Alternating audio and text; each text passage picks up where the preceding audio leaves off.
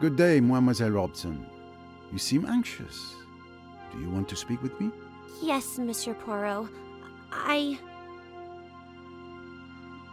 Please, take your time. Mrs. Doyle was incredibly kind to me. What happened last night is simply dreadful. Tell me of last night, mademoiselle, if you will, in your own words. Yes. Yes, I will explain everything to you. After you retired for the evening, I went back to the lounge for tea. And then, Jacqueline de Belfort arrived. Waiter, a drink, a double gin.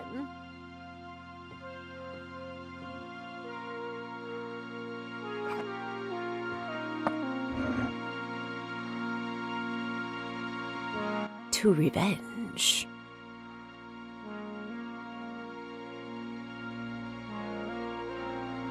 I'm tired. I'm going to bed. Are you coming, darling? I think I'll stay a bit longer. Maybe have one last quick one, read a magazine.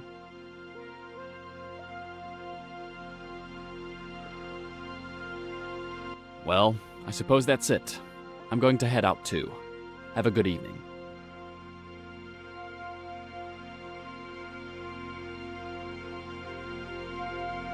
Robson. Cornelia, right? Tell me about yourself. About me? I'm not very interesting. Who are you? Where are you from?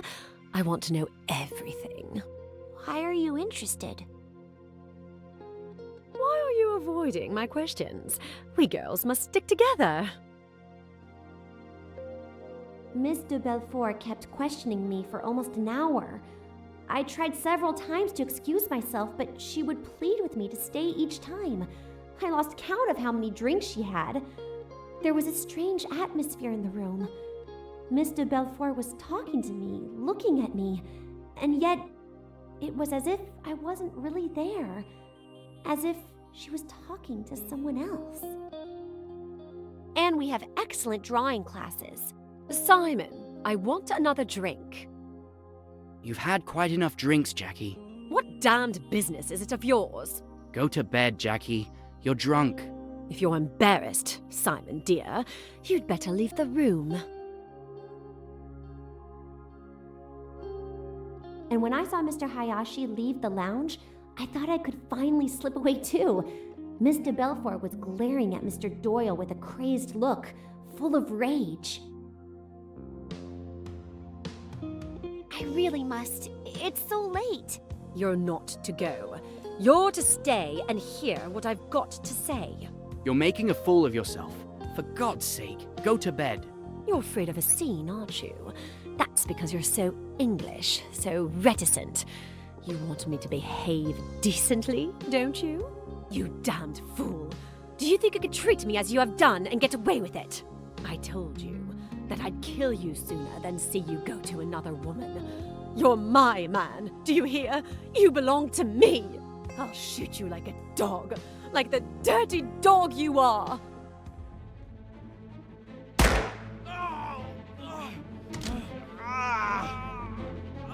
Mr. Hayashi! Mr. Hayashi! She shot him! Oh, she shot him!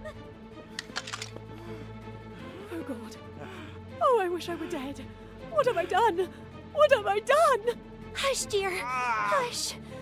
Get her to her cabin, Hayashi. Miss Robson, get that hospital nurse of yours. Don't leave her. Make quite sure she's safe with the nurse looking after her. Then get hold of old Bessner and bring him here. For God's sake, don't let any news of this get to my wife.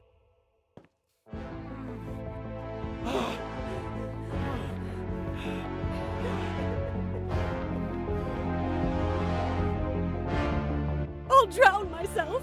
I'll drown myself. I'm not fit to live. Oh, Simon. Simon. Better get hold of Miss Bowers. I'll stay while you get her.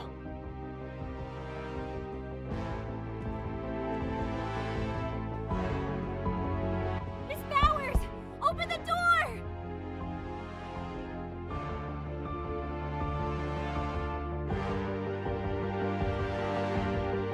Miss Robson, what's happening? Are you all right? Oh my God! It's Mr. Belfour! She shot Mr. Doyle! She keeps saying she wants to kill herself! We need you! And Mr. Doyle, is he all right? He's in the lounge. He has a bullet wound in his leg. Mr. Hayashi will get Dr. Bessner once we've reached Miss de Belfour. If she's left alone, she might harm herself.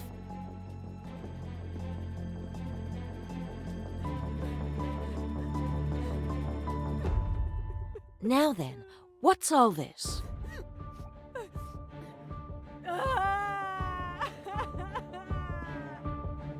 Is there anything I can do to help?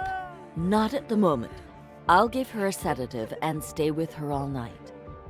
Go and help the others with Mr. Doyle. I'm sure they'll need you more.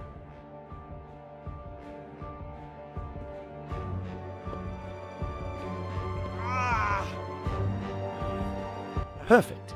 Come and help us. You'll be more useful than Mr. Hayashi, who I see is in the process of collapsing. You're not going to let me down, are you? Don't worry. I'll do what I can.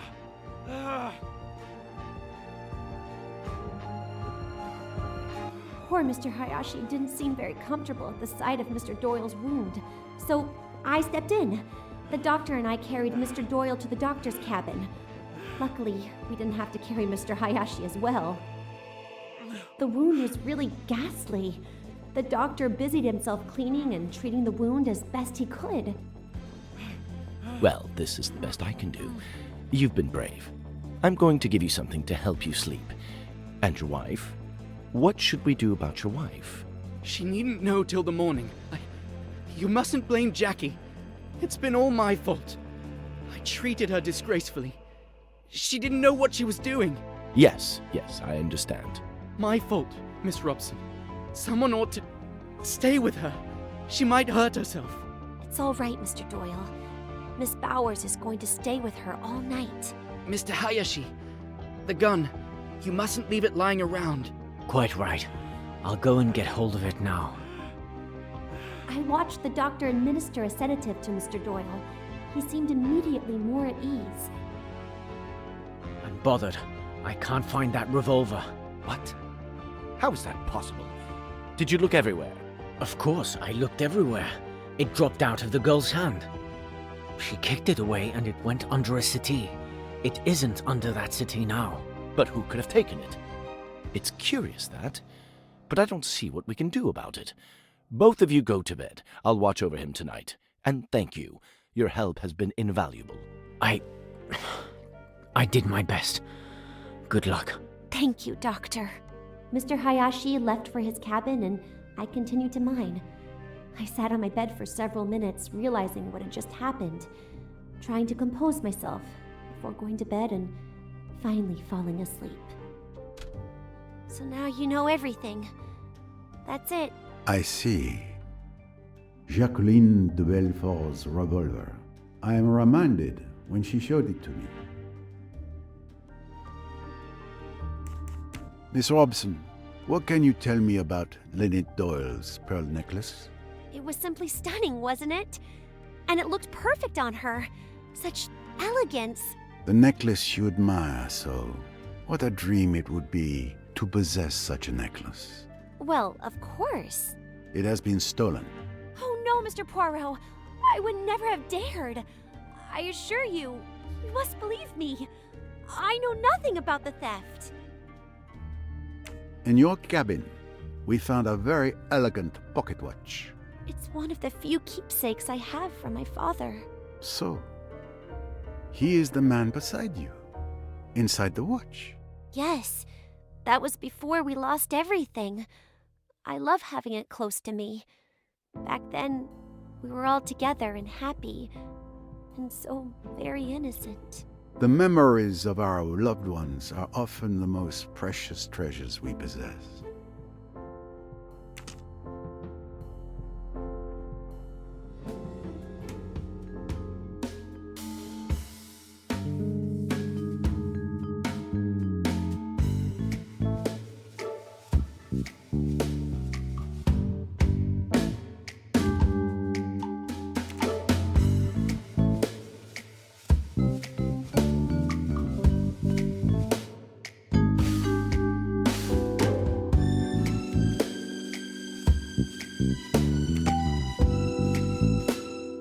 Well done. I found it. Jacqueline de Belfort showed me a small 22 caliber revolver at the hotel in Aswan. It's the one she used to shoot Simon Doyle. Excellent detective work. Naturally.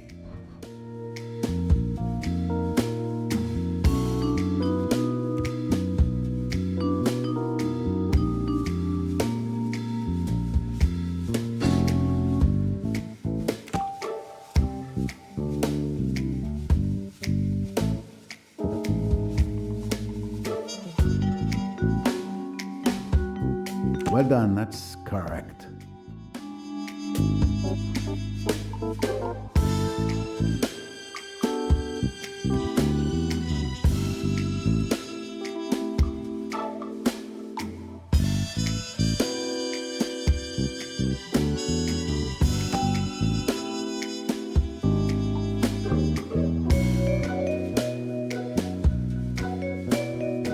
Great.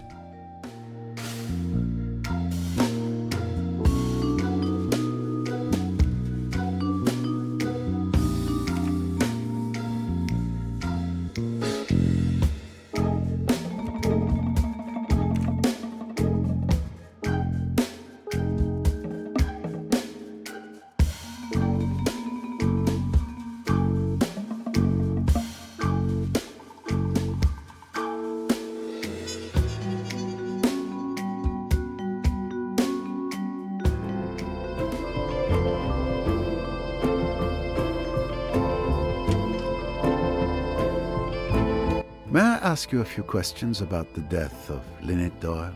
You're making a big fuss over nothing. It's not worth it. The world is full of useless rich people. A murder has been committed, and it will not go unpunished. Getting some fresh air? No, I'm meditating. I learned meditation at an ashram in India. It changed my life. Can you tell me about your evening yesterday? I don't see why, but let's get on with it. I took Cornelia for a walk ashore.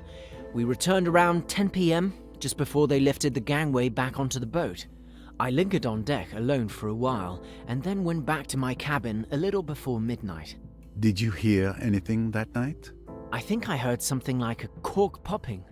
I can't remember when, but there were still people around because I heard a commotion, people running on the upper deck. And nothing else? Ah, yes. I think I heard a splash, but I don't remember when. And you didn't leave your cabin during the night? No, too bad. I didn't get to take part in the excitement. Come now, Mr. Ferguson. Don't be childish. What can you tell me about Lynette Doyle's pearl necklace? It symbolizes the decadence of Western materialistic society, which Lynette Doyle epitomized to perfection. Like her, our society is of course destined to crumble. That's a certainty. I've often noticed that those who espouse your philosophy, if it can be called a philosophy, are often the very people who benefit the most from it. We found a signet ring with a peculiar coat of arms in your cabin. I'm sure I've seen it somewhere before, but I can't quite place it. Perhaps you could enlighten me? I have no idea because it's just a keepsake. Just a trinket I brought back from a trip. Nothing significant. Yet, it was well hidden. In any case, this ring likely holds no importance for my investigation.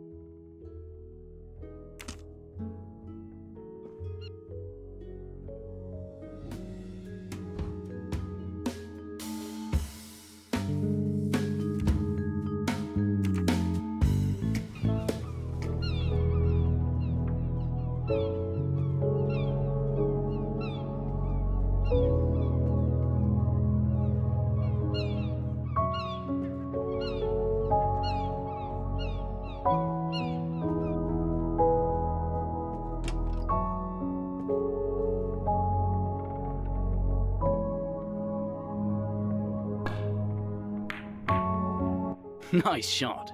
But one good shot doesn't make a game. Most certainly, my friend.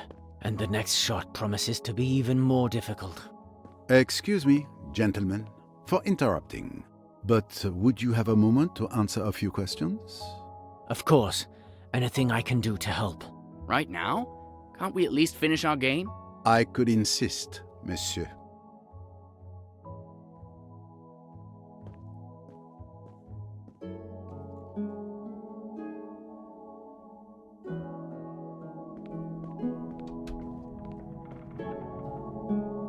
So, Mr. Hayashi, who's winning? Without bragging, I believe I can safely say I'm in a better position than Mr. Allerton. But the game is far from over. Could you please tell me your movements last night? The evening started innocently enough. We were playing cards.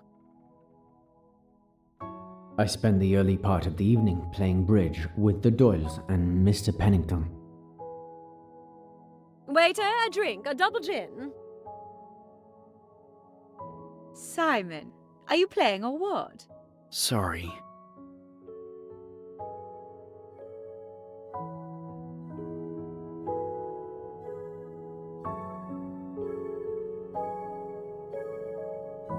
To revenge.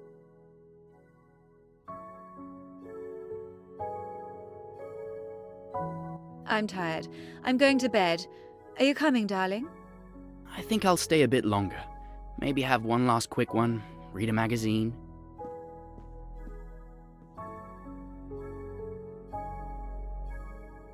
Well, I suppose that's it. I'm going to head out too. Have a good evening. When our game was over, Mr. Pennington and Mrs. Doyle went to bed. As for me, I simply moved to a sofa to read my book. I admit, it was an old murder mystery.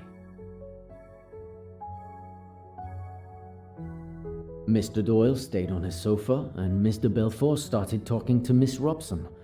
Steward Samir remained behind the counter until 11:30 p.m. Poor child. She had to put up with the woman's incessant questions. She was clearly drunk, but the little girl was at a loss what to do. It was a distressing sight. You've had quite enough drinks, Jackie.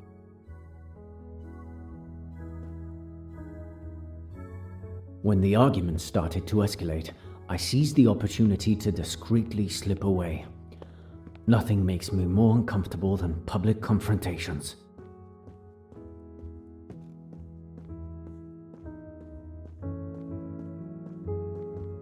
I paused for a moment, leaning on the railing of the deck.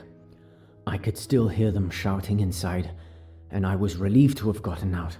I felt a pang of sympathy for poor Miss Robson, who wasn't as lucky as I was. That's when I heard the gunshot.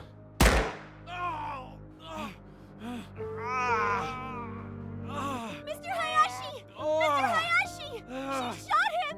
Oh, she shot him! Oh, God. Oh, I wish I were dead. What have I done? What have I done? Hush, dear. Hush. Get her to her cabin, Hayashi. Miss Robson, get that hospital nurse of yours. Don't leave her. Make quite sure she's safe with the nurse looking after her. Then get hold of old Bessner and bring him here. For God's sake, don't let any news of this get to my wife. I'll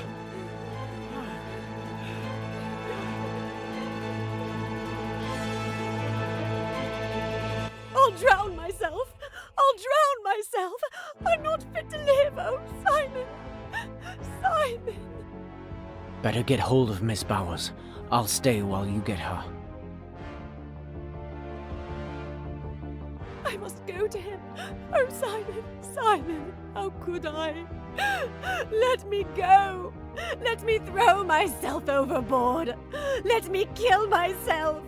You must stay here. Don't make a fuss. Pull yourself together. It's all right, I tell you. I looked after Mr. Belfort until Miss Robson returned with Miss Bowers.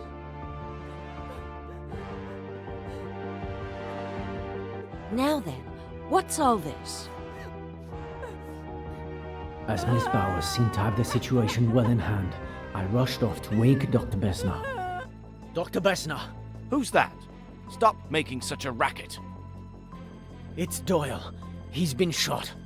Mr. Belfort shot him. He's in the salon. Can you come? Let's see. It's not pretty, but it could be much worse. The bone is fractured, and there's considerable blood loss. Mr. Hayashi, help me carry him to my cabin.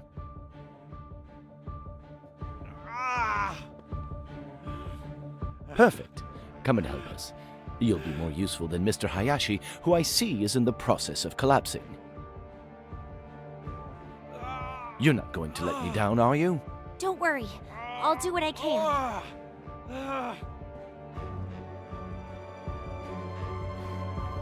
I confess, I've never been very comfortable with blood, so I mostly helped to clear the procession way to the doctor's cabin. I was surprised and pleased by young Miss Robson's mental strength and composure. It was as if she had been waiting for this moment to bloom. I stayed near the door to get some fresh air while the doctor attended to Mr. Doyle. The groans he made, it was terrible. Well, this is the best I can do. You've been brave. I'm going to give you something to help you sleep. And your wife? What should we do about your wife? She needn't know till the morning. You mustn't blame Jackie. It's been all my fault. I treated her disgracefully. She didn't know what she was doing. Yes, I understand. My fault, Miss Robson. Someone ought to stay with her. She might hurt herself. It's all right, Mr. Doyle. Miss Bowers is going to stay with her all night. Mr. Hayashi, the gun. You mustn't leave it lying around. Quite right. I'll go and get hold of it now. I searched the entire lounge for a good 10 minutes, but I couldn't find that damn revolver anywhere. It had completely vanished.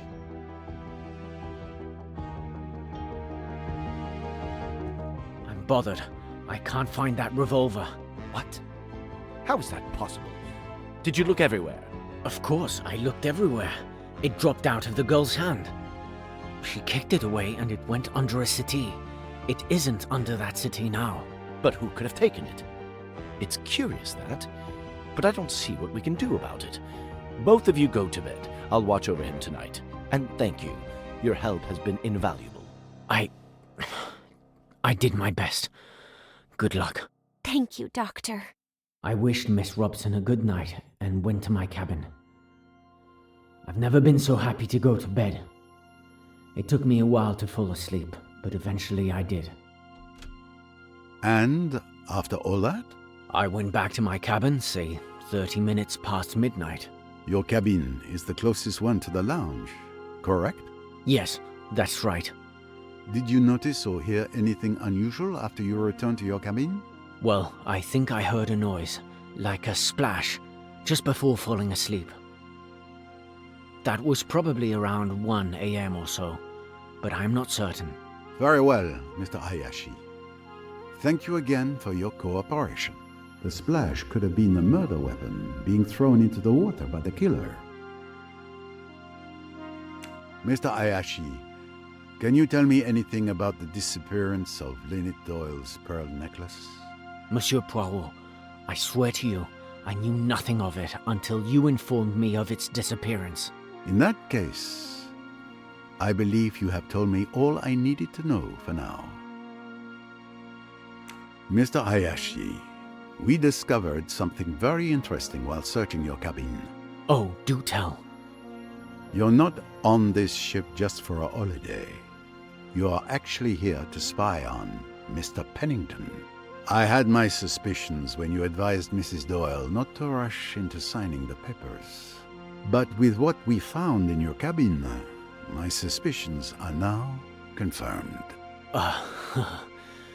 Well, I suppose the game is up, as you detectives say. You are correct. I'm one of many employees of the Ridgeway Empire. And Mrs. Doyle invited a simple employee on holiday with her? I'm hardly a simple employee, as you suggest. I was secretly sent by my uncle, Mrs. Doyle's solicitor, to keep an eye on Mr. Pennington. Neither he nor Mrs. Doyle knew who I am. You were suspicious of Mr. Pennington, Mrs. Doyle's right-hand man and a trusted friend. I don't know all the details, but my uncle discovered some unreported financial movement in Mrs. Doyle's accounts over several months. We suspected Mr. Pennington of misconduct. When we learned he was in Egypt, it raised a red flag for us. So your mission was to protect Mrs. Doyle from Mr. Pennington? If necessary. The Ridgeway dynasty's fortune attracts the interest of many unscrupulous characters. And now, with Mrs. Doyle's tragic death, it seems our fears may have been justified. I see. I thank you for your frankness, monsieur.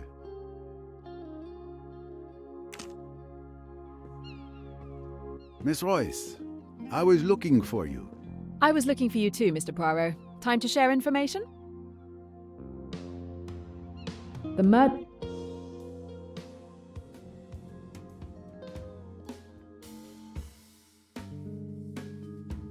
weapon is not at the scene of the crime or in Mr. Belfort's cabin. Why would the murderer get rid of the weapon? It would make more sense to use it to incriminate her.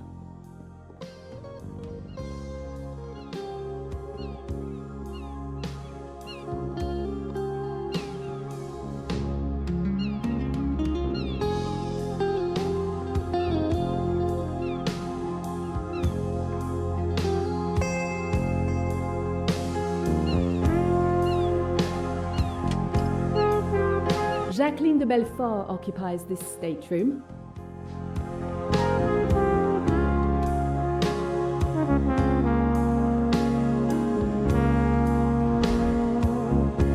Nothing interesting.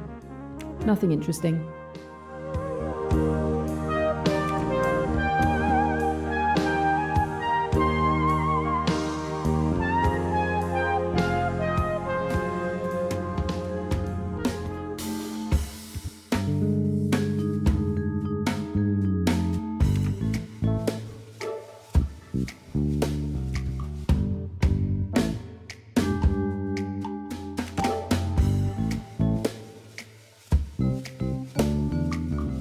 That's it.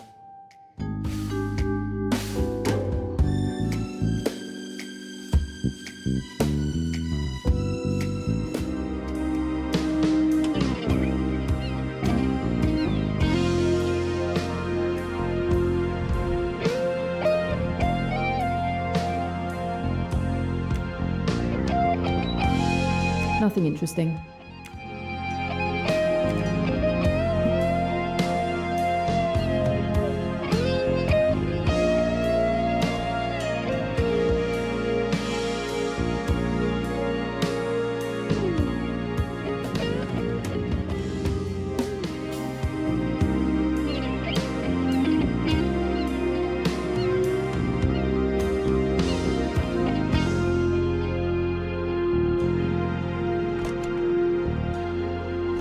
What do you find in a tool store room? Tools. What do you find in a tool store room? Tools. It may be time to compare notes with Mr. Poirot.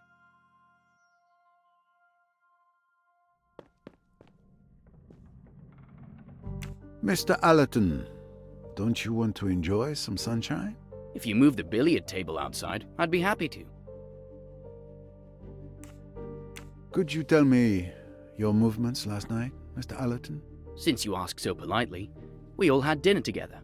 Then I went to bed around 11 p.m. I was awakened by noise. Miss Robson calling Mr. Hayashi, footsteps, and then Dr. Bessner talking. After that, I went back to sleep and heard nothing else until this morning. Last night's meal. I'm sure I was the only one drinking wine at our table. Lynette Doyle's pearl necklace disappeared last night. Can you tell me anything about that? You're the first to tell me the news. I didn't even know it had been stolen. The thief will make a fortune if he can sell it, but he doesn't stand a chance if you're there to stop him. Very well. Thank you for your testimony. Let's move on. We found a message signed J in a hollow book. We also found a J traced in blood on Lynette Doyle's wall. A coincidence, perhaps? If you think I killed Lynette, you're nuts. But, well, okay. The J in the message is for Joanna Southwood. Joanna is my cousin. You know her, right? She told me you met her at Chez Ma Tante, the night that fool's wedding proposal backfired. Yes, she was the engagement ring's thief. Who saved Lynette from a disastrous marriage. Given the recent circumstances, we can say an even more disastrous marriage has occurred. But very well. It is your cousin who sends mysterious messages in hollow books? Yes, we've done it since we were kids. There's no harm in it. We'll leave it like that then, for the moment. We noticed that the stylus of your record player is missing from your cabin. Yes, I lost it somewhere while we were shifting our luggage in Aswan. That's unfortunate. The record player won't work without it.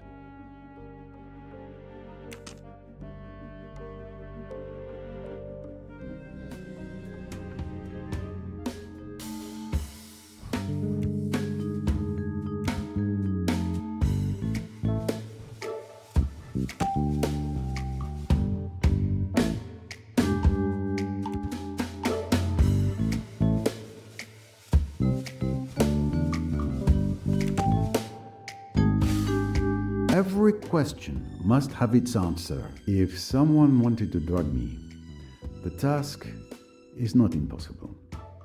Observing that I only pour from my own bottle, uncorked at the table, the perpetrator could easily target me and no one else. I must go and check on this. Precisely. Is that applause I hear?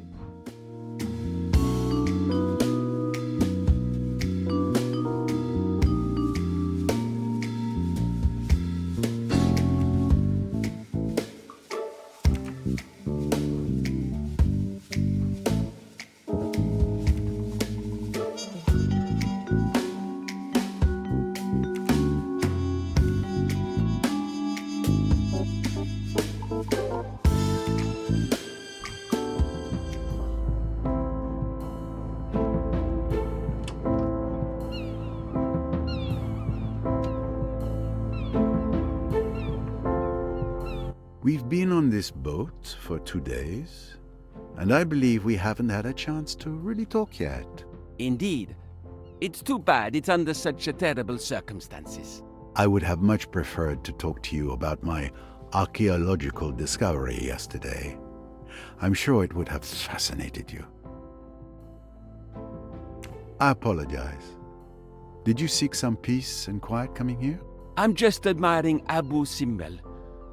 What a splendor. I'm very sorry I missed your demonstration.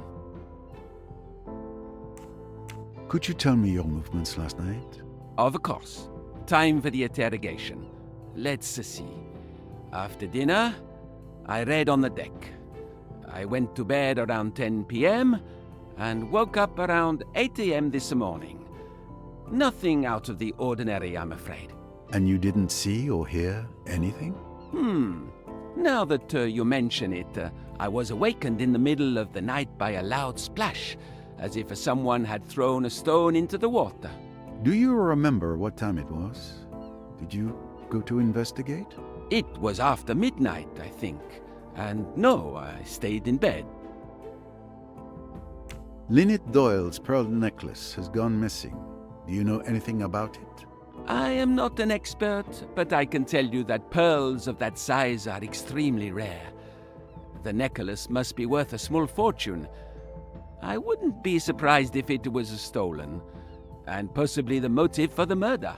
It is certainly a possibility. We found a hidden delivery list in a cryptex in your cabin. Ah. Well, you know, conducting archaeological research isn't the most lucrative job. So, to make ends meet, I sometimes facilitate the transfer of certain works of small value from one hand to another. Your offense? I wouldn't put it that crudely. Call it what you will. I'm not proud of it, but without it, I couldn't fund my research, which I like to think is a benefit to my colleagues. I see. Well, enjoy the view. I must concentrate on finding a murderer.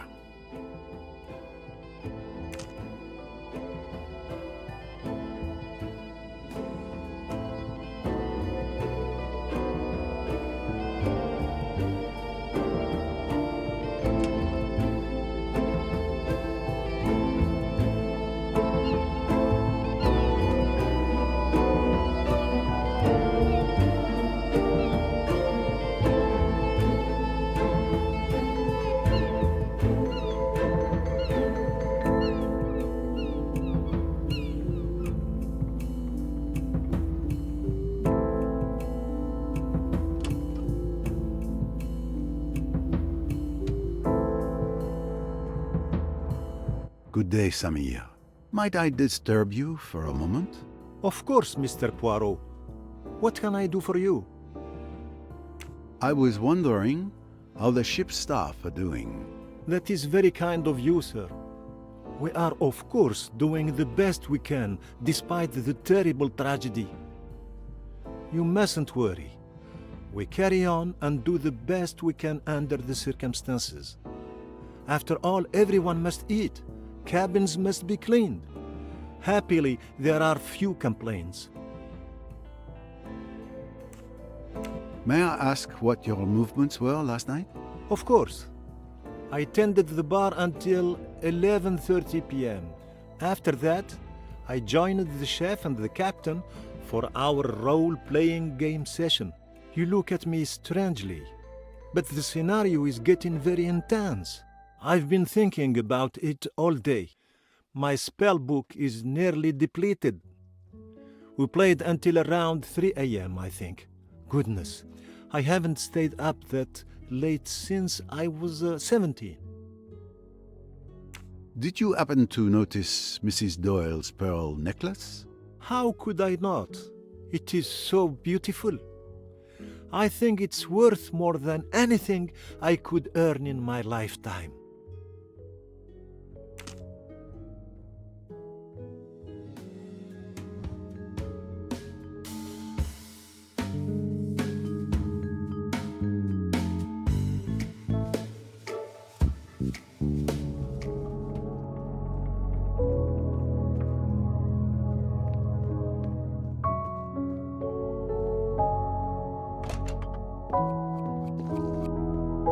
Good morning, sir. The captain has asked me to investigate last night's tragedy. I have a few questions for you. Of course, ask away. I want to help in any way I can. I hope you are not too overwhelmed by the tragedy. I confess I fell behind because I was standing guard at Mrs. Doyle's cabin for the captain this morning, but I'm managing. Can you tell me your movements yesterday evening? Let's see. I finished my shift and hurried to tidy up everything so I could join the captain and Samir for a role-playing game. It must have been around 10 p.m. We lost track of time and stopped playing around 3 a.m. Have you ever played our game? It's called Pyramids and Sphinx. I'm afraid not. You didn't see or hear anything unusual? In our bedroom down in the hold? No, not really. Only Samir when he fell in the river of lava. A river of lava? How unfortunate. What can you tell me about Mrs. Doyle's pearl necklace? Nothing, I'm afraid. I didn't notice it. I didn't even know who she was until I heard about her death.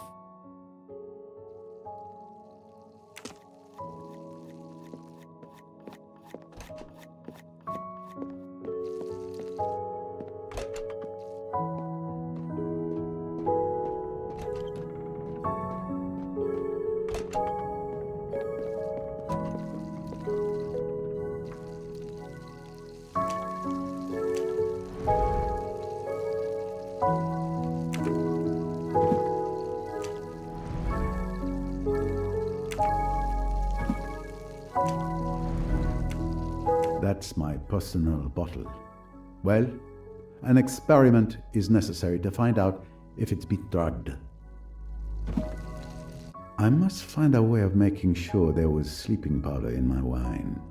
And I have only the equipment around me, so it's not going to be easy. But if it were easy, anyone could do it. Let's give it a go. Yes, that might work. I'm going to try to separate the elements that make up the wine with absorbent paper. But first, I need to reduce the pigments in the wine, which would get in the way.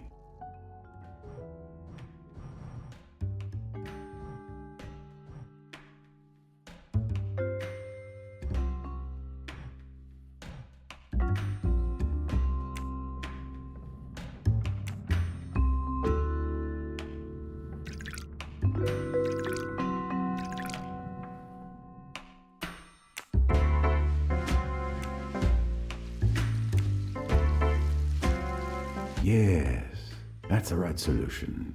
The wine is transparent enough to see the result without masking it. And there is indeed an intruder.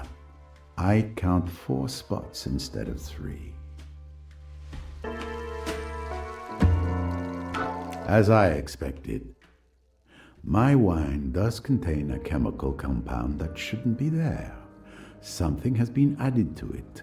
Given the strong reaction of the strip, it wasn't a small amount, and therefore it wasn't an accident. Someone has deliberately drugged me. Exact. Someone did drug me last night. But why? It's logical. Any meticulous criminal would want to avoid having Hercule Poirot present and alert during his misdeed. So he would have drugged me to remove me as a threat. Which means...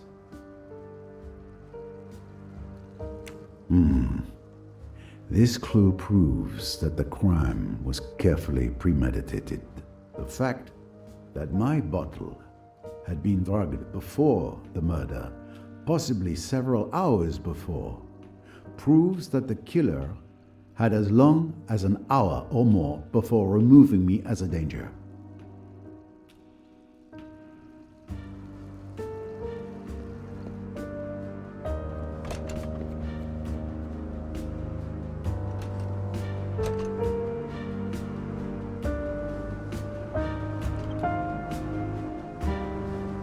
Mr. Fleetwood, I hope your detention is not too uncomfortable. Oh, couldn't be better. A real palace. I have to ask for permission like a child if I want to relieve myself.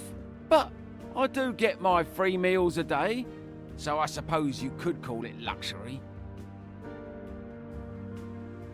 Mr. Fleetwood, I hope your detention is not too uncomfortable. Oh, couldn't be. I have to ask for permission, but I do get my... I imagine you had a rather quiet evening. Is this a joke? I'm completely cut off from the world, illegally detained and bored to death. Why'd you ask? I can at least relieve your boredom. What do you mean? Lynette Doyle was murdered last night. Oh, that's terrible. I expect with her looks and all that money, she managed to collect more than a few enemies. But murder? Hey, wait a minute.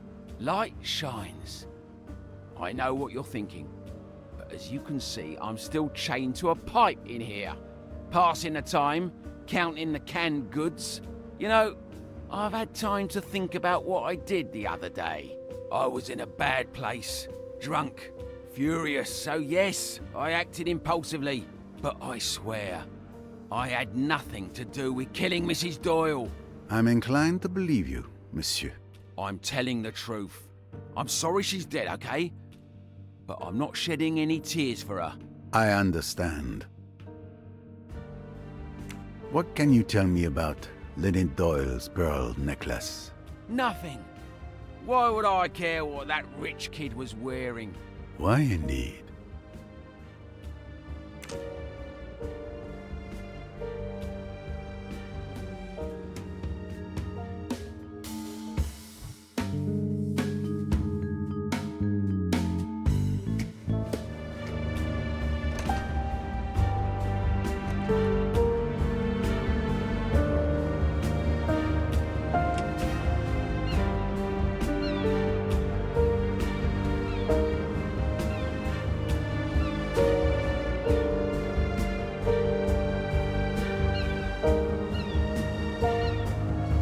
Good morning, sir. The captain has asked me to investigate last night's tragedy. I'd like to ask you a few questions. Of course. Anything I can do. A bit boring? Staying here, doing nothing? No, it's fine. I look forward to moments when I can peacefully get lost in my thoughts.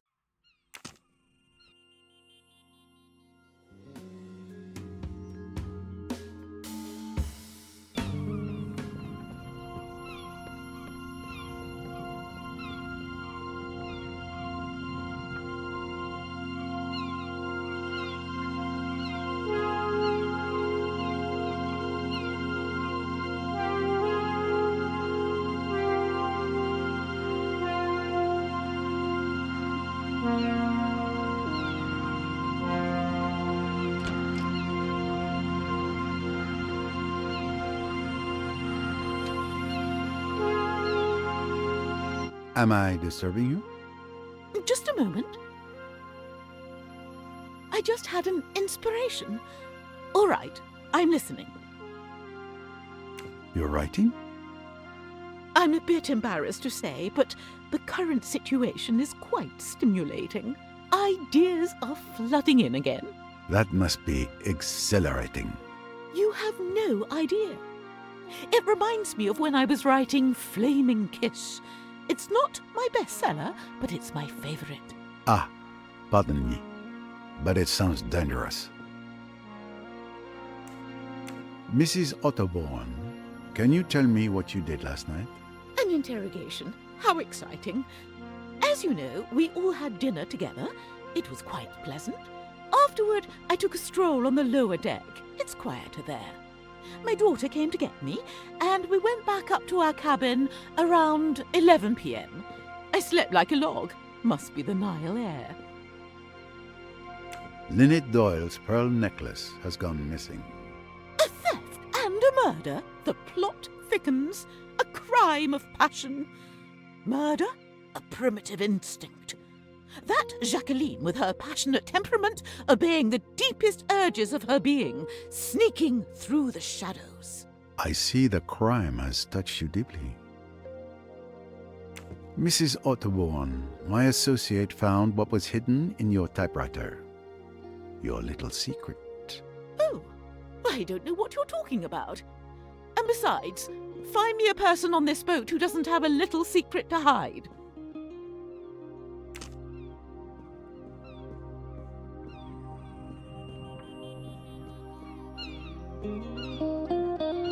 Good morning, Mr. Belfort. You're finally out of your cabin. Good to see you, Monsieur Poirot. Yes, your colleague came by a while ago and told Miss Bowers and me that all the cabins must be searched. So, I'm enjoying the Egyptian sun. Do you remember our conversation at the Imperial Nile Hotel, Mr. Belfort? I remember it very well. I know you warned me. Yet, you didn't listen to me. It's true. I followed Simon and Lynette on the boat, but I am not a murderer. What did you do last night? It's a bit hazy. I admit I had a bit to drink. After our encounter last night, I went to the lounge. Yes, all I wanted was to keep turning Simon and Lynette's honeymoon into a nightmare. I admit I drank a lot of alcohol. Well, I decided what to do to cause a nice little scene.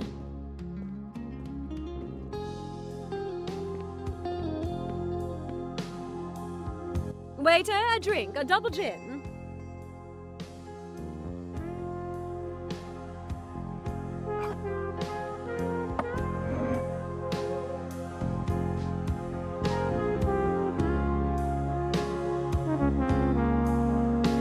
To revenge.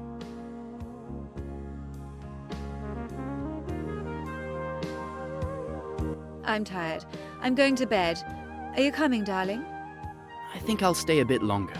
Maybe have one last quick one, read a magazine.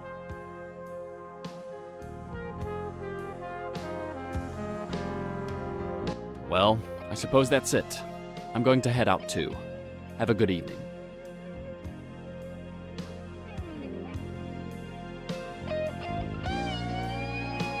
Robson. Cornelia, right? Tell me about yourself. About me? I'm not very interesting. Who are you? Where are you from? I want to know everything. Why are you interested? Why are you avoiding my questions? We girls must stick together. I kept questioning Miss Robson about her tiny, boring life, doing everything I could to make her stay. I absolutely wanted to make Simon uncomfortable, but he remained impassive, pretending I didn't exist. I was seething inside, and with the help of alcohol, I finally lashed out. And we have excellent drawing classes. Simon, I want another drink. You've had quite enough drinks, Jackie. What damned business is it of yours? Go to bed, Jackie. You're drunk. If you're embarrassed, Simon dear, you'd better leave the room.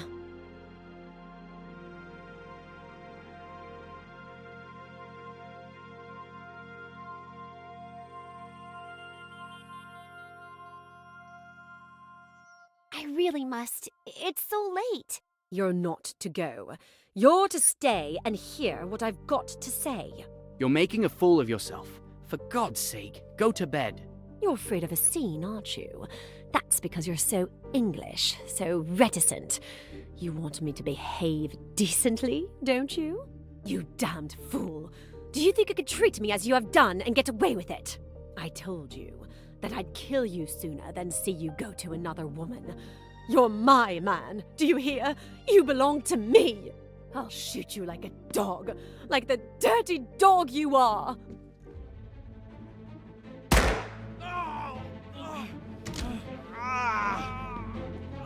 Mr. Hayashi! Mr. Hayashi! She shot him! Oh, she shot him! I didn't mean. Oh my God. I didn't really mean. Oh God. Oh, I wish I were dead. What have I done? What have I done? Hush, dear. Hush. Get her to her cabin, Hayashi. Miss Robson, get that hospital nurse of yours.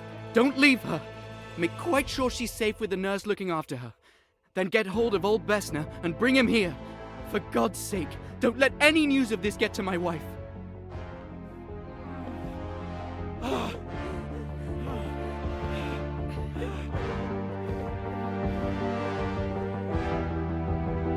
I'll drown myself. I'll drown myself. I'm not fit to live. Oh, Simon. Simon. Better get hold of Miss Bowers. I'll stay while you get her. I must go to him. Oh, Simon, Simon, how could I? Let me go. Let me throw myself overboard. Let me kill myself. You must stay here. Don't make a fuss. Pull yourself together. It's all right, I tell you.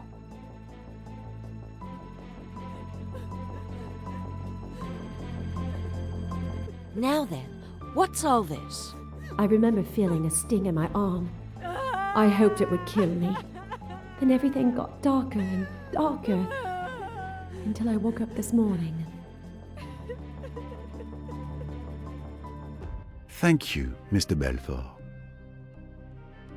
Mrs. Doyle's pearl necklace went missing last night. Do you know anything about it? A theft? Could someone have killed her for a piece of jewelry? Did you know that a J was also found traced on the wall using the victim's blood? You really think that... I didn't do it. I didn't do it. Oh, please believe me. Everyone will think I did it, but I didn't. I didn't. It's awful. I wish it hadn't happened. I might have killed Simon last night. I was mad, I think. But I didn't do the other. Calm yourself, Mr. Belfort. Don't worry. I will soon have the answer to this whole matter. We found some photos of you and Mr. Doyle in your cabin. Yes, I admit I still hope that he will come back to me. I don't want to lose those beautiful memories with him. I understand. But be careful with the ghosts of the past. As comforting as they might be, they may only prevent us from moving forward. Thank you, Mr. Poirot. But I can manage my life on my own.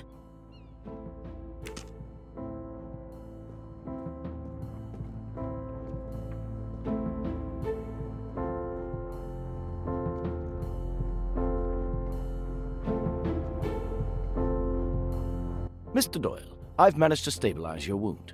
The tibia fracture isn't clean and the bullet is still lodged in your leg. Unfortunately, I can't remove it here. That needs to be done at a hospital. For now, you're prohibited from using your leg. This sounds serious.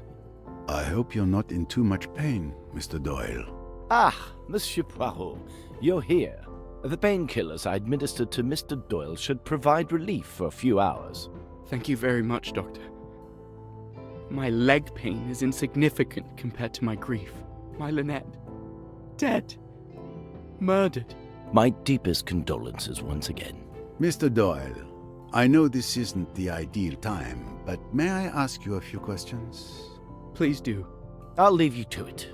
If you need me, I'll be outside.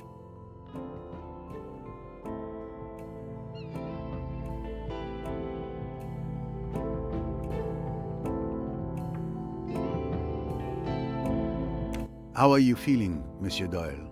It's agony. You were badly wounded. Oh, hang my wound. I've just lost the love of my life. Can you walk me through what happened to you last night? Perhaps walk was a bad choice of words. What a night it was. I'll tell you everything I can remember, if it will help catch Lynette's killer. After you left, we continued playing bridge for a bit. Waiter, a drink, a double gin. Simon, are you playing or what? Sorry.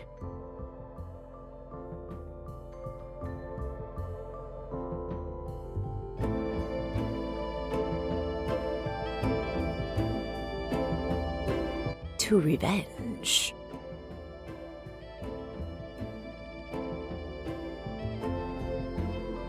I'm tired.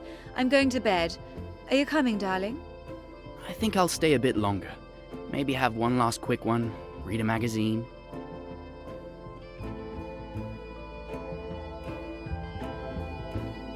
Well, I suppose that's it. I'm going to head out too. Have a good evening.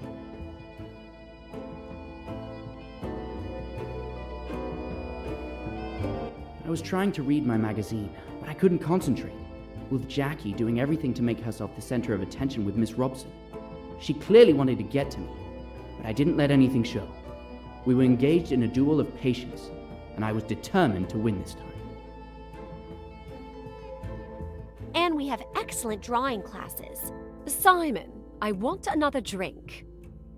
You've had quite enough drinks, Jackie. What damned business is it of yours? Go to bed, Jackie. You're drunk. If you're embarrassed, Simon dear, you'd better leave the room.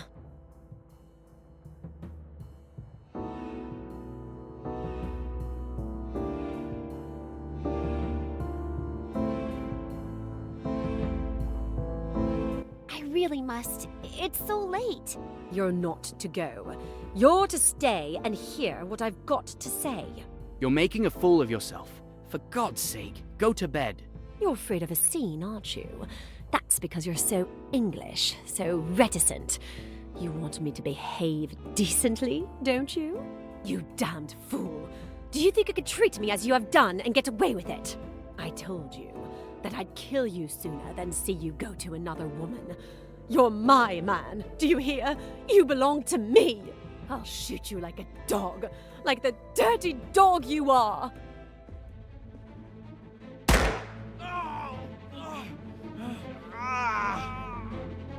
Mr. Hayashi! Mr. Hayashi! She shot him!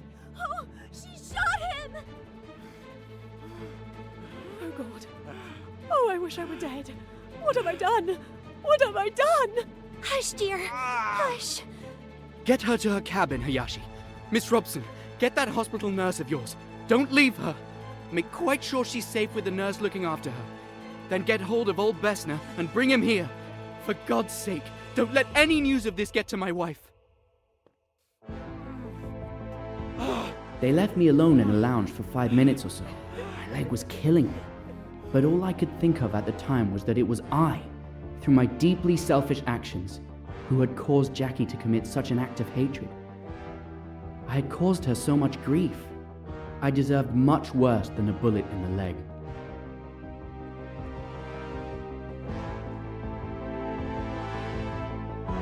Let's see. It's not pretty, but it could be much worse. The bone is fractured, and there's considerable blood loss. Mr. Hayashi, help me carry him to my cabin.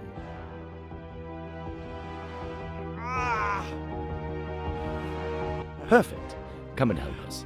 You'll be more useful than Mr. Hayashi, who I see is in the process of collapsing. You're not going to let me down, are you? Don't worry. I'll do what I can.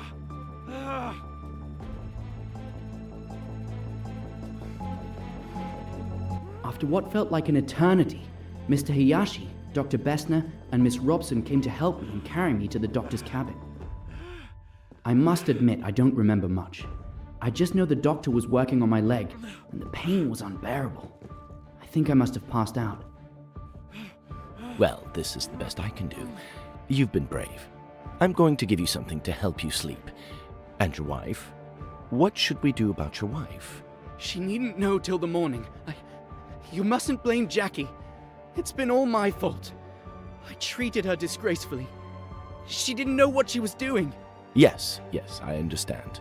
My fault, Miss Robson. Someone ought to stay with her. She might hurt herself. It's all right, Mr. Doyle. Miss Bowers is going to stay with her all night. Mr. Hayashi, the gun. You mustn't leave it lying around. Quite right. I'll go and get hold of it now. While Mr. Hayashi was off searching for the revolver, the doctor finally gave me something. I struggled not to fall asleep because I wanted to make sure everything was okay. I'm bothered. I can't find that revolver. What? How is that possible? Did you look everywhere? I only heard a few snatches of conversation when Mr. Hayashi returned. I wanted to react, to say that we had to search the boat for that bloody gun. But the sedative was already taking effect. I fell asleep before he and Miss Robson left the room. Now you know everything. It is clear to me how you ended up in this state. Thank you. Oh, excuse me. I thought Monsieur Doyle would be alone. I'll come back later. Wait a moment, please. Your presence is actually timely. May I ask you a few questions? Very well. I'm listening. Why do you visit Mr. Doyle? I just wanted to check on him and express my sincere condolences for Madame Doyle. What happened to her is terrible, very, very terrible. Your movements last night, what were they? I helped Madame Doyle to bed around 11:30 p.m. Then I went to bed in my cabin around 11:45 p.m. Did you see or hear anything that could be useful to us? No. Naturally, if I had been unable to sleep, if I had mounted the stairs, then perhaps I might have seen this assassin, this monster, enter or leave Madame's cabin. But as it is... Monsieur, I implore you. You see how it is. What can I say? Don't be a fool. Nobody thinks you saw or heard anything. You'll be quite all right. I'll look after you. Nobody's accusing you of anything. Monsieur is very good. Do you know anything about your Madame's pearl necklace? Madame Doyle was wearing it last night. And I also saw Madame put the necklace back in its case last night before going to bed. Is that the last time you saw the necklace? Yes, monsieur. And what about this morning? My God, I didn't even look.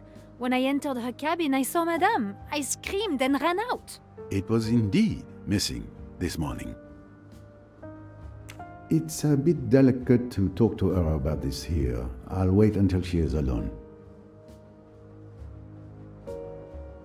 We are done for the moment, mademoiselle. I am truly sorry for you, Monsieur Doyle. I know how you must feel. I hope everything will be all right for you. Monsieur Poirot, I'll be in the saloon if you need to question me.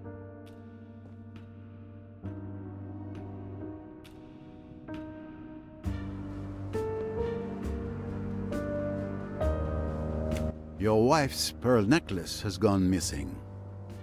Any idea where it might be? Gone missing? The necklace was stolen? That's why Lynette was killed? A robbery gone wrong? It is indeed a hypothesis at this stage of the investigation.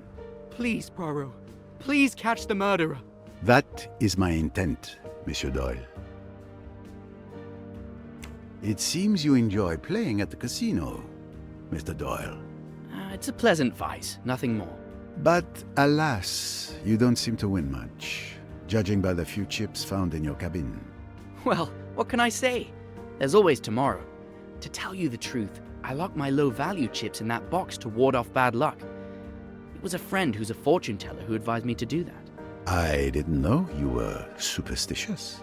I'm not really, but it doesn't hurt to try.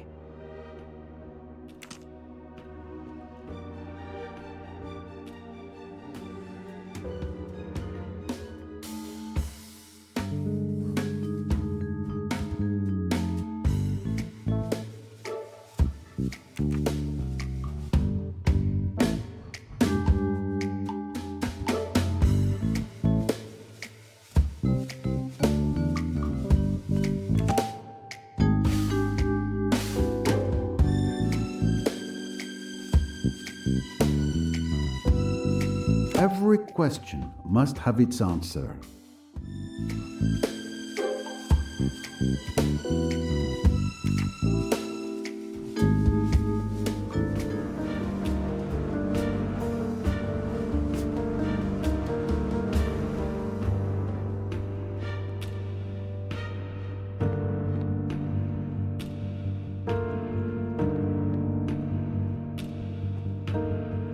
Excuse me, Mr. Poirot. I should like to see Jackie. Would you mind if I asked you to bring her here? I've thought a lot. I haven't treated her well, and I'd like to clear things up. I know Lynette would want me to. You wish to see Miss de Belfort? Very well, I will fetch her for you.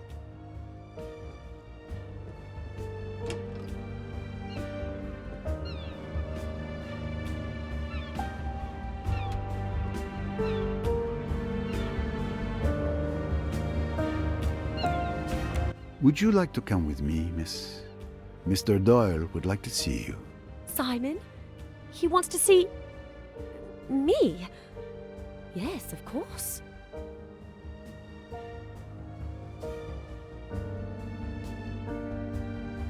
Hello, Jackie. It's kind of you to come. Simon, I didn't kill Lynette. You know I didn't. I was out of my mind last night. Oh, can you ever forgive me? Of course, it's all right. I thought you might be worried. Worried? A little? Oh, Simon! You were a bit upset last night. A bit drunk. But I could have killed you.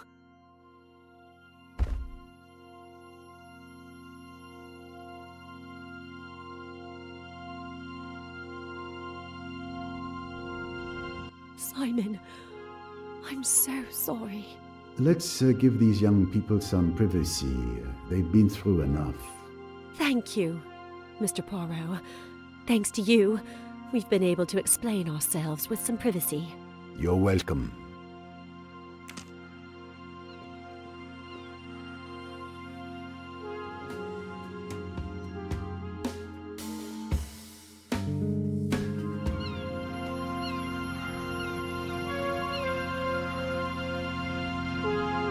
The night, it does not seem to offer much peace for you.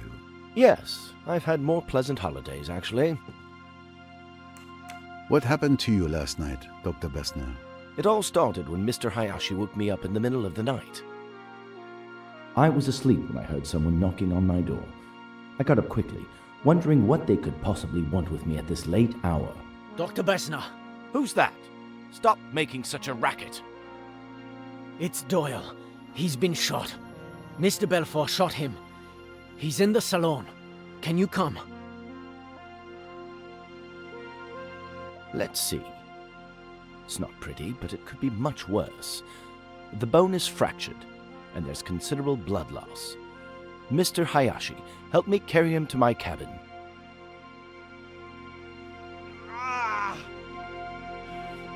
Perfect. Come and help us. You'll be more useful than Mr. Hayashi, who I see is in the process of collapsing. You're not going to let me down, are you? Don't worry. I'll do what I can.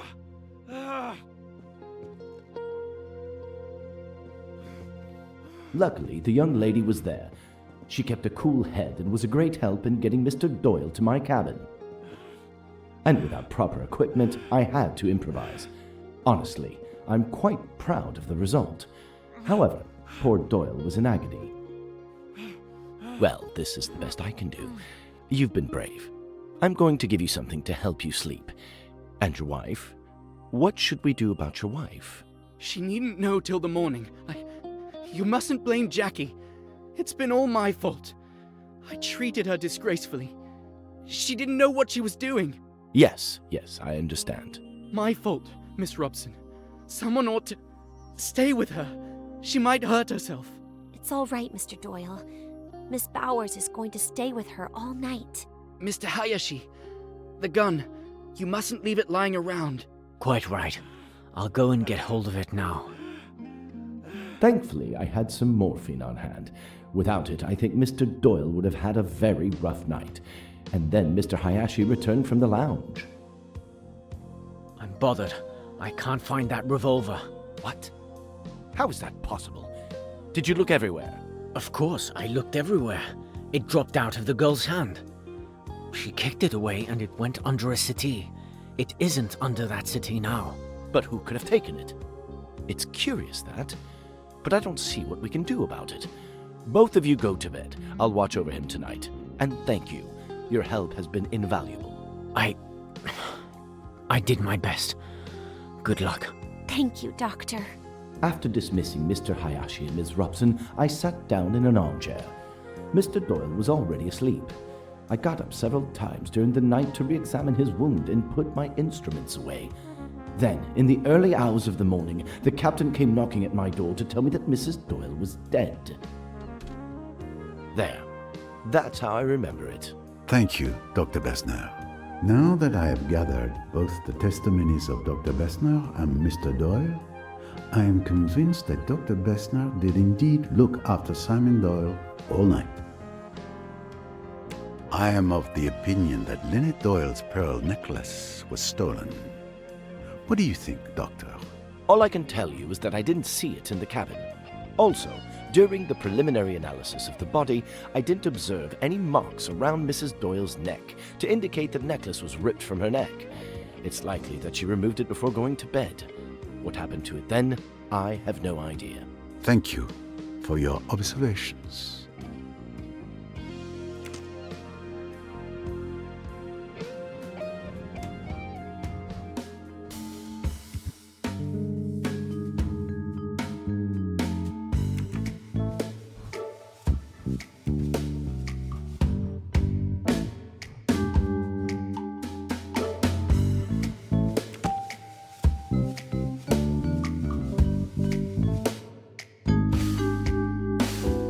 Exactly, that's it.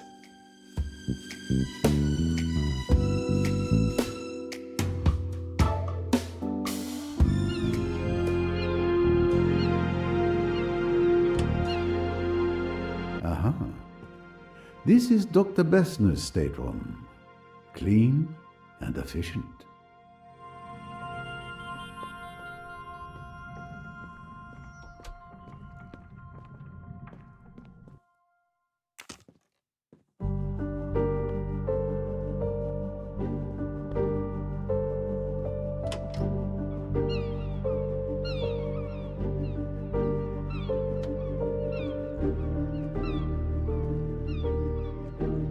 Mrs. Allerton, always a pleasure. Pleasure shared, despite the dramatic circumstances. I would like to question you regarding the murder of Lynette Doyle, madame. That poor child. I'm so glad you're here. I'm sure you will find out who did it. That is my intention. How are you coping? Fortunately, I have Tim by my side, dear boy. He's always there for me. I'm sorry to have to ask, but I must get a clear picture of everyone's movements last night. Can you tell me yours? Please don't apologize for doing your job. It's simple. Tim and I had dinner together, and then I went to bed around 10:30 p.m. and slept as well as usual. Nothing particular to report? Now that you ask, it was probably nothing, but I heard a splash. It must have been around 1 a.m. It may have been a dream, but I came fully awake. I listened carefully, but heard nothing more. Then I drifted off again. Thank you, madame. Your testimony is very important. What can you tell me about Lynette Doyle's pearl necklace? It's really very beautiful, isn't it? It was stolen last night. Oh, poor child. To be robbed and murdered on the same night. What kind of world are we living in? A very dangerous one, it would seem. Thank you, madame. Mrs. Allerton, we found something in your cabin. Newspaper clippings written by someone named Amanda Bolton, a film critic known for being one of the most outspoken in the industry. Can you tell me why you saved these particular clippings? Cinema and I have a long history, Monsieur Poirot. From a very young age, I was captivated by this fantastic art form. I've seen it grow, evolve from its beginnings to today. It's remarkable how it's changed over the years. This passion made me very demanding, and I simply wanted to express my opinion, so I wrote about it. It was a hobby, but it turns out people enjoy it. Are you saying that? Yes, I don't publicize the fact, but I am Amanda Bolton. Well, I have read some of your reviews. I respect your passion. And the pseudonym? A pseudonym is helpful. This way I don't need to censor myself in my reviews, and I can avoid debates with temperamental directors. You understand, some of them are friends. Ah, I understand, madame. A wise practice for the freedom it gives you. I myself resort to such little deceptions in my investigations. I look forward to Amanda Bolton's next review.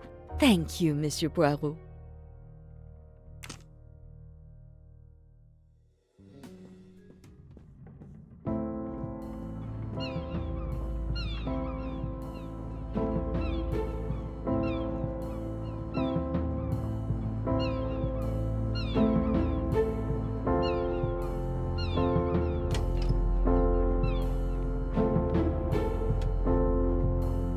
I'm sorry to disturb you, Miss Van Schuler.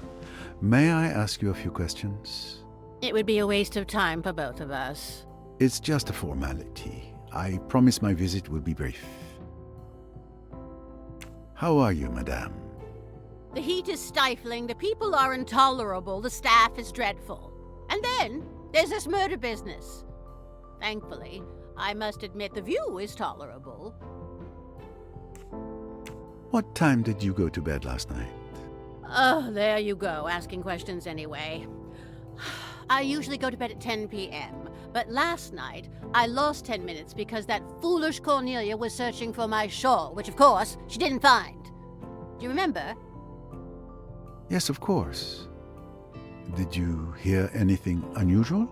I'm a light sleeper. I was woken up by that vulgar woman, Lynette Doyle's maid, saying, "Good night, madame," in an annoying voice. Then I fell asleep again. Later, I was woken up by some noise on the deck. I don't suppose you can tell me who made the noise. Oh, but I can. I got up to see. Rosalie Otterborn was on the deck in front of her cabin. It looked like she was throwing something into the water. I'm not sure what she was up to, but I'm certain it was her. I saw her face clearly. She went back into her cabin, and I returned to bed. Rosalie Otterborn. At last. Who would have thought this annoying woman would prove to be a useful witness? And do you remember what time it was? I can tell you the exact time. It was 1:10 a.m. by my bedside clock. That was very informative. Thank you, madame. Did you know that Lynette Doyle's pearl necklace had gone missing? No, I didn't. That's a shame. It was one of the few pleasant things to look at on this boat. We found quite an eclectic collection of items in your jewelry box. You pawed through my jewelry box? How dare you? No lead can be left unexamined, madame. This is outrageous! Who do you think you are, you insignificant little French upstart? I am a Belgian upstart, madame. Come now, calm yourself. This extreme situation calls for extreme measures. I apologize for any inconvenience caused.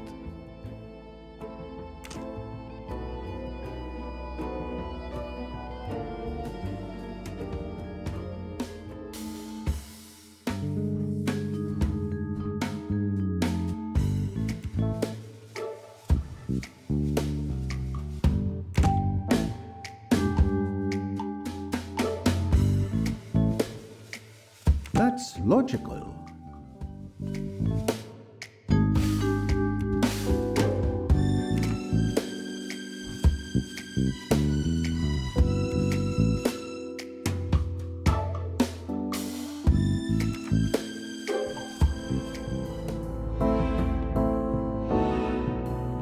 Mr. Pennington.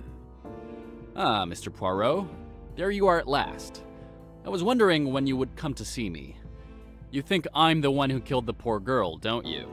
I have discovered that jumping to conclusions only hurts the legs. But it's true that after the incident at Abu Simbel, your name is quite high on my list of suspects. I suspected as much. Please go ahead, interrogate me. I have nothing to hide. What are you drinking? Whiskey. Any objection? None. Your liver is your own. Can you tell me your movements last night? Well, you were there when I played bridge with the Doyles. Then that woman showed up, and Lynette wanted to go to bed, so we stopped the game. I went to my cabin soon after. What time was it?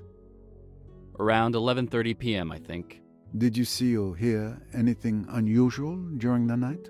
Around midnight, there was a commotion in the next cabin, Dr. Bessner's cabin. I didn't pay much attention to it. I drifted off again, slept till morning. Nothing else? That's all I have to say. You're wasting your time with me. You should look into that girl, the one who's half French, Jacqueline de Belfort. There's something suspicious about her. Rest assured, I won't overlook anyone. You were close to Mrs. Doyle. What can you tell me about her pearl necklace? A very beautiful piece, worth a small fortune. Because of its value, it was quite tricky to insure. That's all I can tell you. And were you aware that it went missing last night? Ah, you see? I was right to have it insured. Your cabin was searched. We found a note clearly indicating that you used Mrs. Doyle's money, formerly Miss Ridgway, for dubious investments. Nonsense. I merely borrowed the money, as is my prerogative, and unfortunately the investments went awry. All I wanted was to help Lynette diversify her portfolio, but I felt guilty enough. I fully intended to recoup her losses, but such a sum isn't easily gathered at the snap of a finger. Her death suits you then. You no longer need to repay anything, and Mr. Doyle being far easier to swindle than his late wife. Careful, sir. Don't poke your mustache where it doesn't belong. Lynette was like part of my family. I swore to her father on his deathbed that I would look after her. How dare you insinuate that I would take advantage of the death of someone so dear to my heart? I make no apologies. I'm simply following wherever my mustache leads me.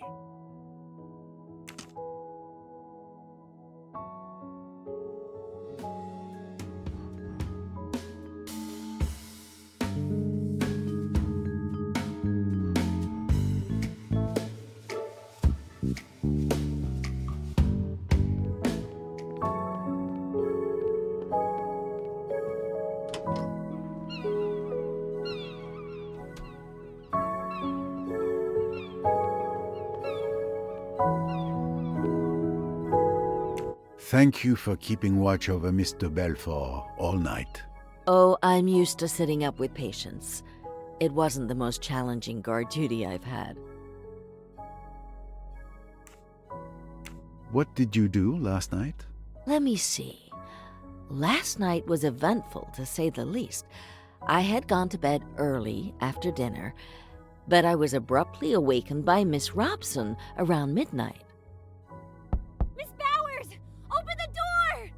In the middle of the night, I was woken up by a pounding on my door. I got annoyed, wondering if it was a bad joke, but when I saw the little girl's face...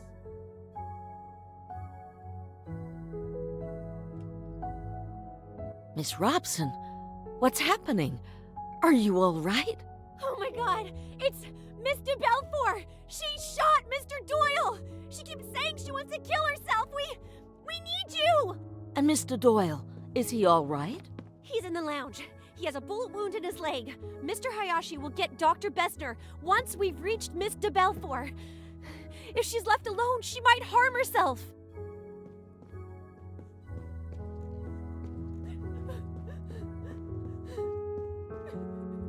Now then, what's all this?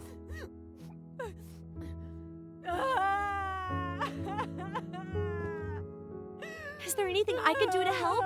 Not at the moment. I'll give her a sedative and stay with her all night. Go and help the others with Mr. Doyle. I'm sure they'll need you more. When the little girl came out of the room, I administered the sedative to Miss de Belfour. Within 5 minutes, she was sleeping like a baby. I sat down in an armchair and waited like that until the morning, getting up from time to check that she was all right. As I mentioned, I stayed up the rest of the night watching over Miss de Belfour. I'm afraid that's all. No need for apologies. Your testimony is extremely valuable. Miss Bowers, Lynette Doyle's pearl necklace went missing last night. Can you tell me anything about that? The one she was wearing yesterday? A beautiful necklace.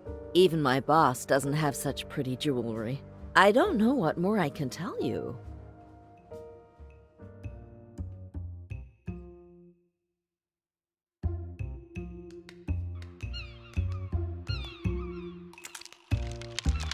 Are you sure you can't tell me anything more?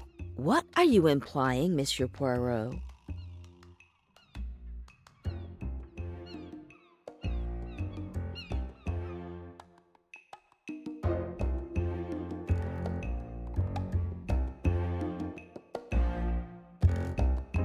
Perhaps you forgot to mention that you have Lynette Doyle's necklace in your cabin? Oh, I see. So you found it. But it's really not what you think. Will you kindly explain, Miss Bowers? Miss Van Schuler, she can't help it, you know. But she does take things. Especially jewelry. That's really why I'm always with her. It's not her health at all. It's this little idiosyncrasy. I keep on the alert, and fortunately, there's never been any trouble since I've been with her. And she always hides the things she takes in the same place. So that makes it very simple. How did you discover they had been taken? I look each morning. They were in her jewelry box this morning.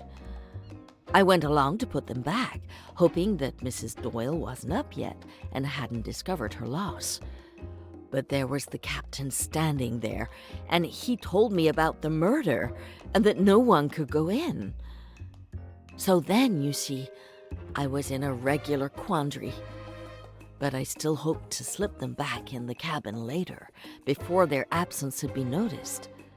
You see, the Van Schuler family is so particular. They would naturally be averse to scandal of any kind.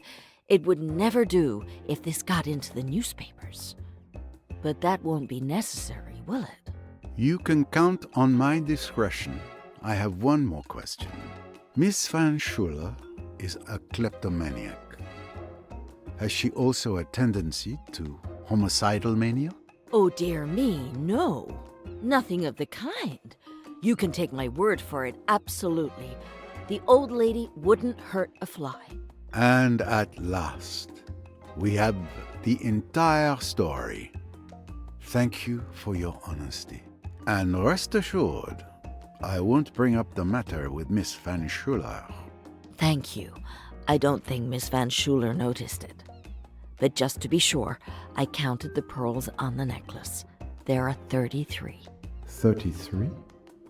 That's not what I remember. I wonder if there is a photo of Mrs. Doyle wearing the necklace to verify the number of pearls.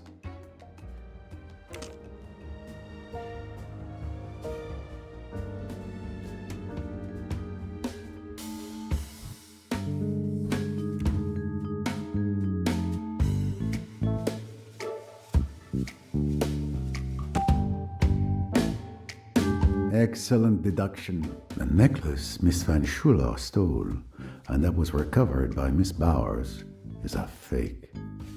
I must find out who could have swapped the real necklace for this one.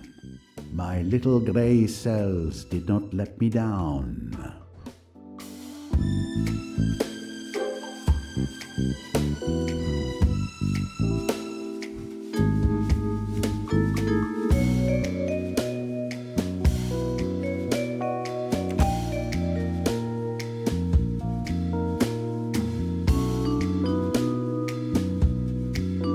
This must be the right solution.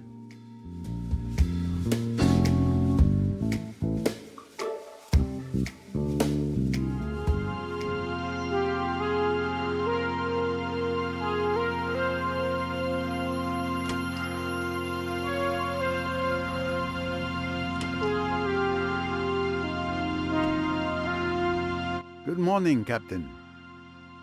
Mr. Poirot, my turn to be interrogated for your investigation? Nothing to worry about.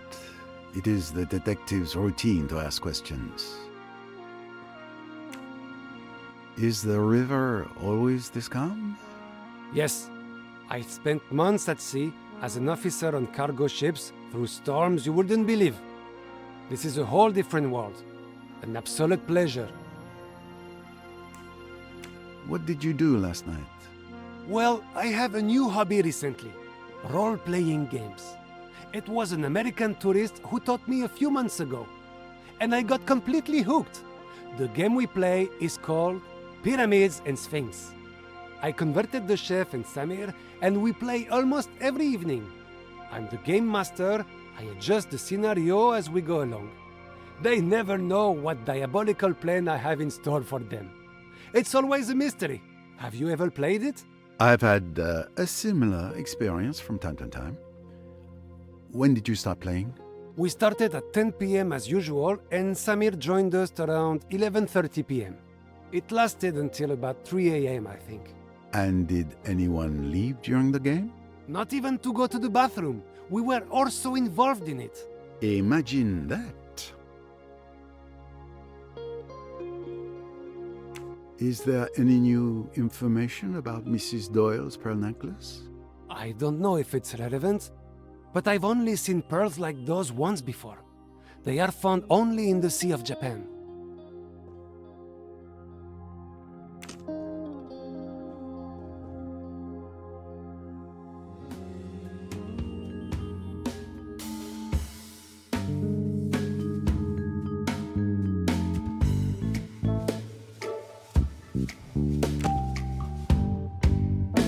The little gray cells, they do not desert me.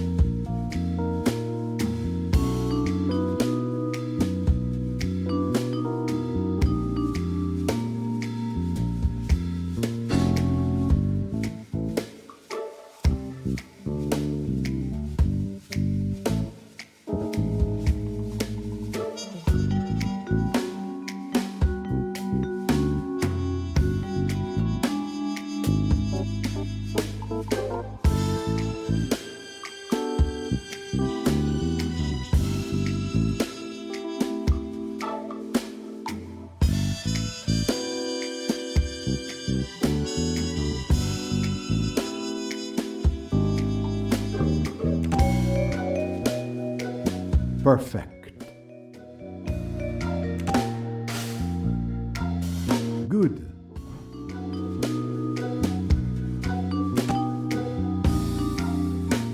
Impressive.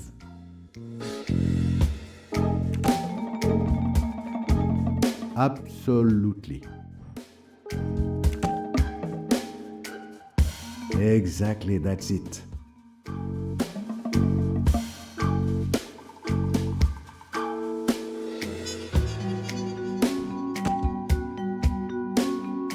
Good thinking.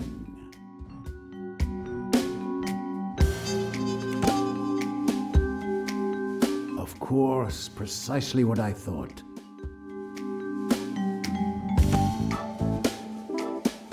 Good thinking. Superb. Despite an unhealthy interest in role-playing games, none of the crew aroused my suspicions, and each of them has a decent alibi. Excellent detective work, naturally.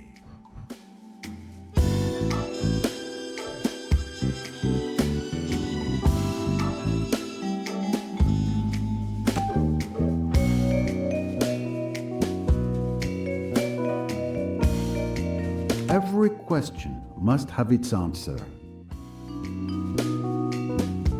I think I understand how the murder happened. I should present my findings to Miss Rice.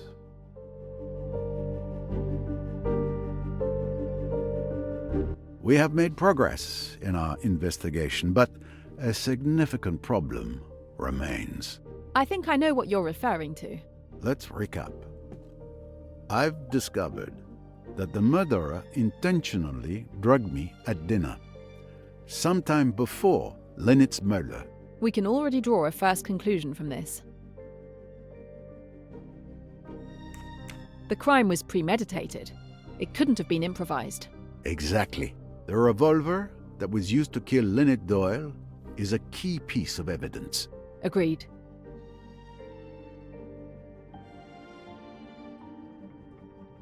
It's the same gun that wounded Simon Doyle. Indeed. The weapon that killed Lynette and Jackie's weapon, which disappeared from the lounge, are both .22 caliber, and most likely the same weapon. Therefore, the murderer must have retrieved it from the lounge to kill Lynette Doyle, taking advantage of the commotion caused by Mr. Belfort. Yes. It would appear only one person could have committed Lynette's murder.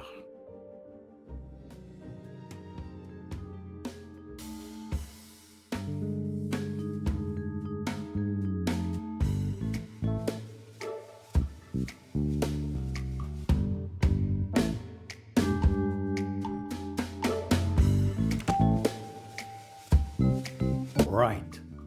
And it would seem that only Mr. Belfort could anticipate that the revolver would be there last night, available to kill Mrs. Doyle since she threw it down there, knowing that thanks to the excitement, a convenient weapon would end up by chance in the lounge, ready to be used again. So if I follow your reasoning, Mr. Belfort should be the murderer. So it would seem. What do you think? Do you believe she killed Mrs. Doyle? Everything we've just said certainly accuses her. But there's a problem. That's exactly right. We have other evidence that exonerates Jackie. Yes, you're right. She simply was never alone all evening. Yes. If we trace the sequence of events.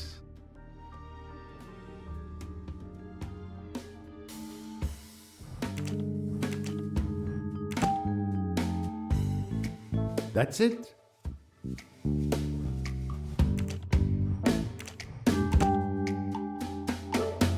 The little grey cells, they do not desert me.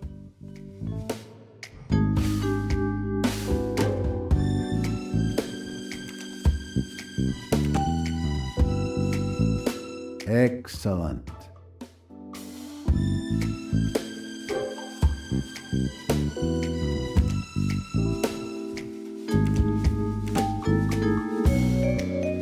Well done. I found it.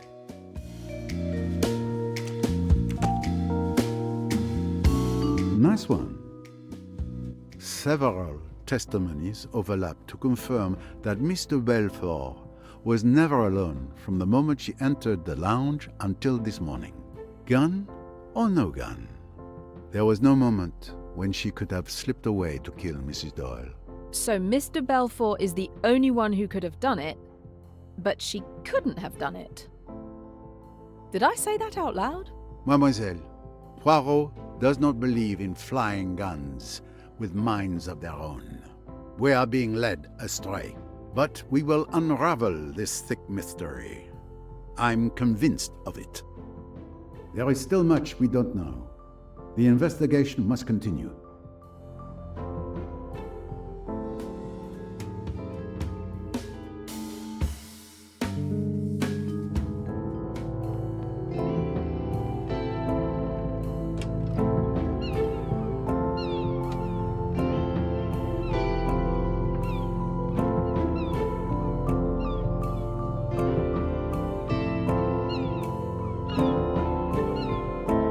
Enjoying the sunshine, miss? It would be a crime not to, would it not, on such a beautiful day? It's more the tranquility of the place that drew me here.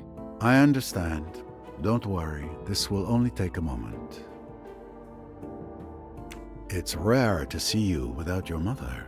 Is it that obvious? I thought I'd outgrown clinging to her apron strings. What can you tell me about last night? My mother and I went to bed around 11 o'clock. Rats! There I am again, securely tied to her apron.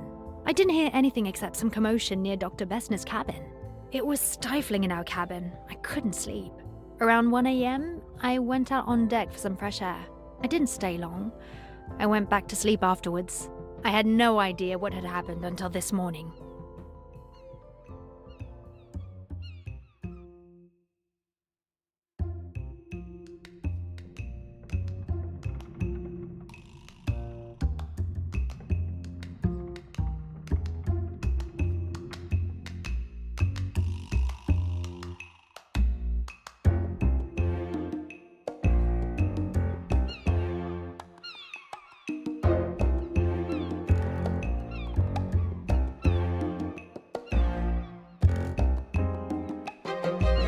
Are you absolutely sure you were just taking a walk? What do you mean? Of course I'm sure.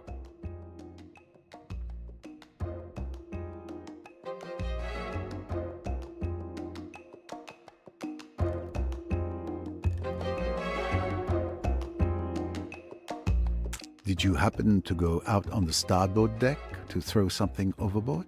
But who claims to have seen me? Miss Van Schuler and other passengers have confirmed hearing a splash at that time. Miss Van Schuler, that old busybody? Maybe she heard a splash. I didn't. She still refuses to admit anything. I need to know what was thrown overboard.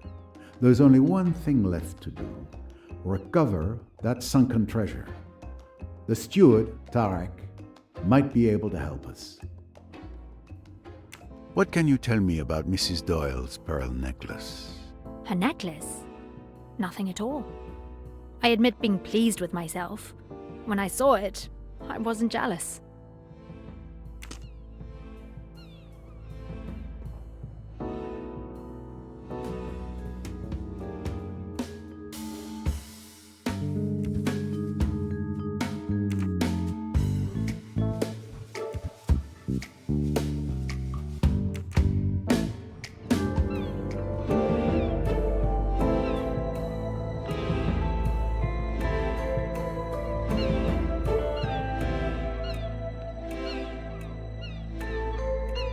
Excuse me, I need to fish something from the bottom of the river. Do you have a tool you could lend me? I'm not sure what would work the best. There's a clam rake in the ship's storeroom. It's a kind of rake with a net for collecting shellfish. Ah, a clam rake. But of course. Thank you.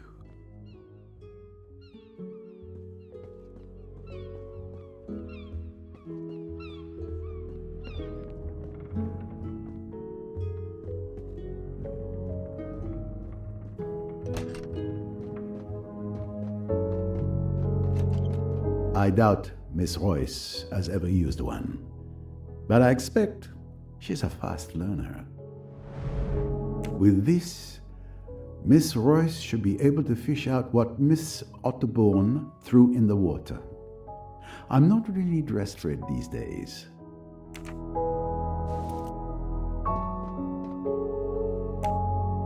A good idea to convene with Miss Royce.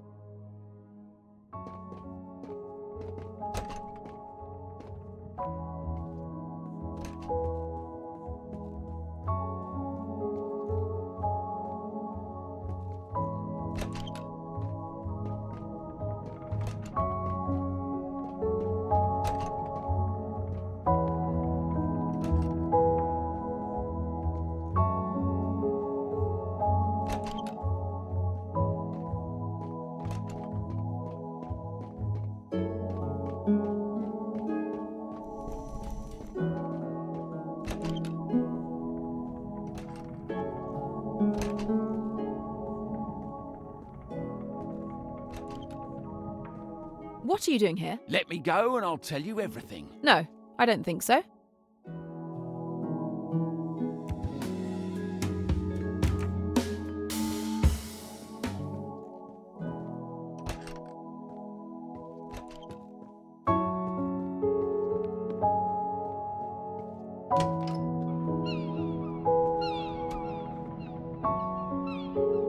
Let's go fishing for clues.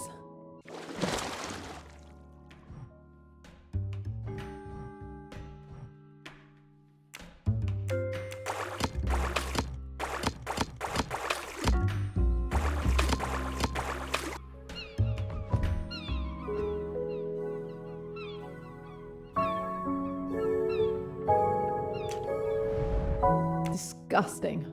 Digging through trash on a river bottom. I'm going to grit my teeth and just do it.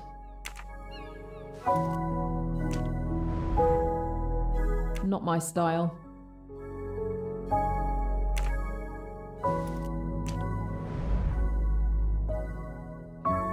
Not very interesting.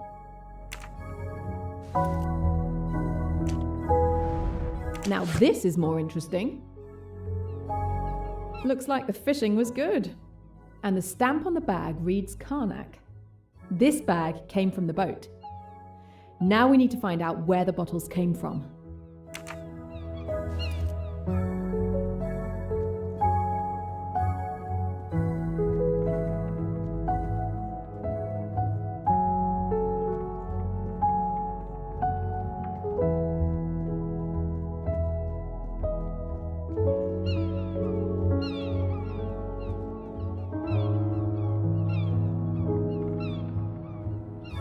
Let's get started.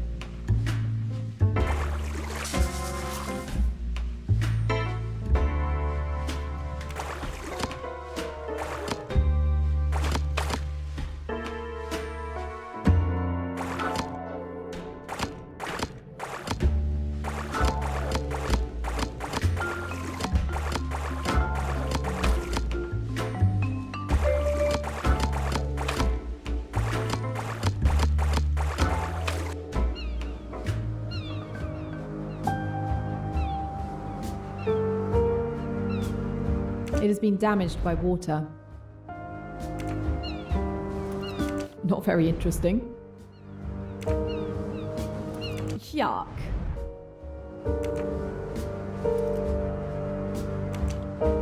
Another little treasure for my collection.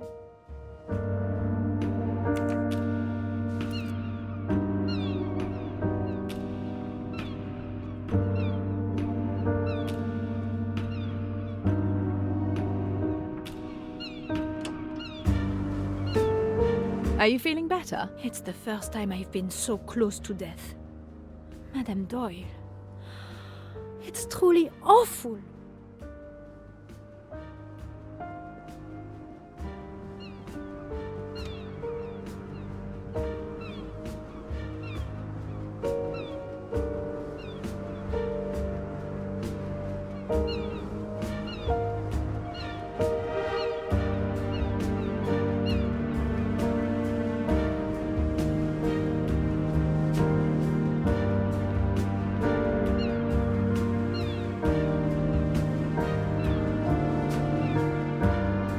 Will Mr. Doyle make it all the way to Aswan? I've done what I can. But you have to be quick. He's in a pretty bad state.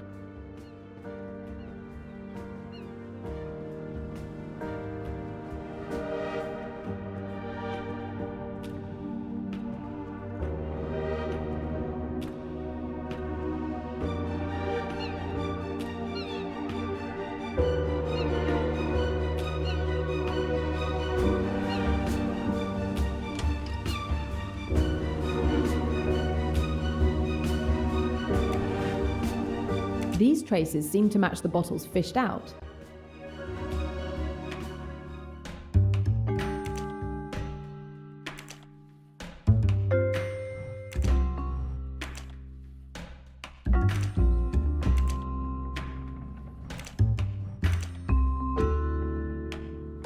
The bottles match the traces perfectly. It can't be a coincidence. The recovered bottles belong to either Salome or Rosalie Otterbourne.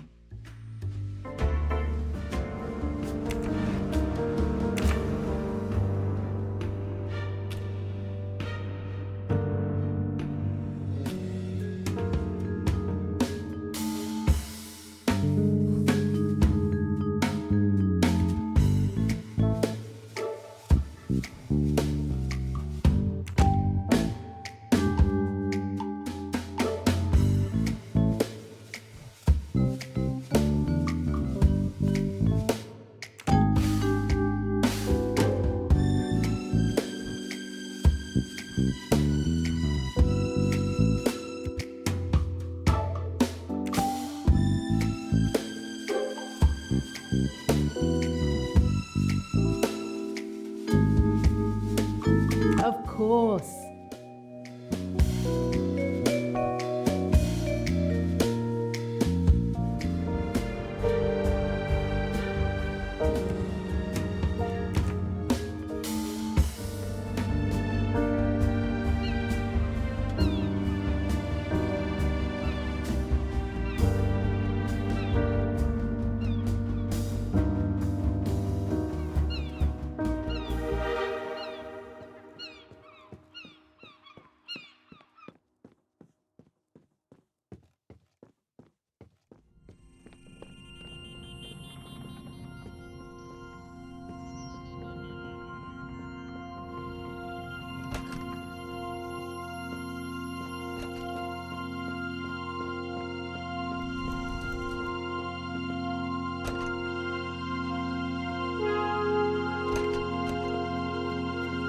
Whatever you're cooking smells really good. If you catch this killer, I will prepare you an unforgettable meal.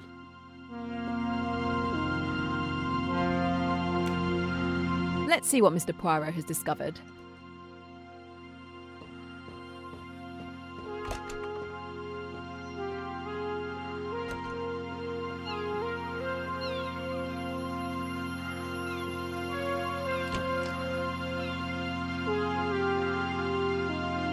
Why did you visit Mr. Doyle? I just wanted to check on him and express my sincere condolences for Madame Doyle. What happened to her is terrible, very, very terrible. You are hiding a peculiar photograph in your sewing machine. A picture of Mrs. Doyle's necklace, accompanied by an estimate of its value on the back. Well, you are quite a little snooper. What conclusion do you make from this exciting discovery? That you intended to steal Lynette Doyle's necklace, perhaps. Unfortunately, the truth is not nearly so exciting. Who do you think gave me that photograph? Madame Doyle herself. She feared someone might indeed try to steal it. I was to take the photograph to the jeweler who crafted it to make a cheap duplicate when we returned to London. Your explanation begs more questions than it answers. I believe I will leave this matter unresolved. For now.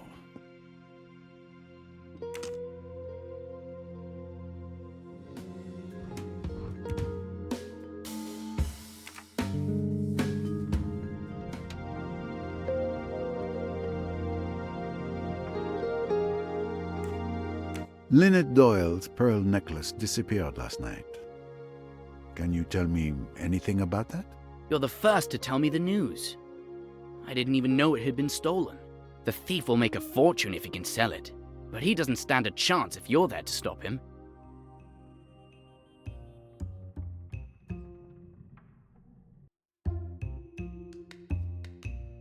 Oh, really? You didn't know it had been stolen?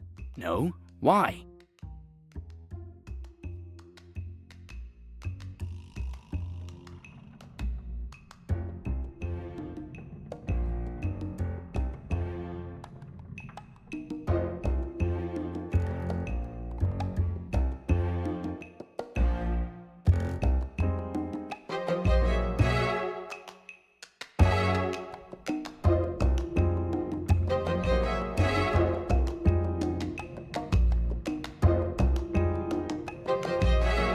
I know there was a fake necklace in the hollow book that was sent to you.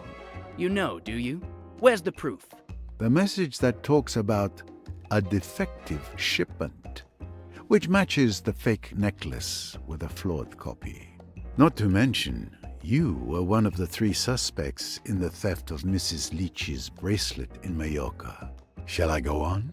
Where is the real necklace if you think I'm the thief? Enough lies. Give me the missing piece of your record player. Tell me where you've hidden it, or I will advise Miss Royce to destroy your record player to open it. All right, no need to destroy everything. Here it is. But I fail to see how this helps you. We had missed this during the search. Thank you, young man. There is no need for you to understand.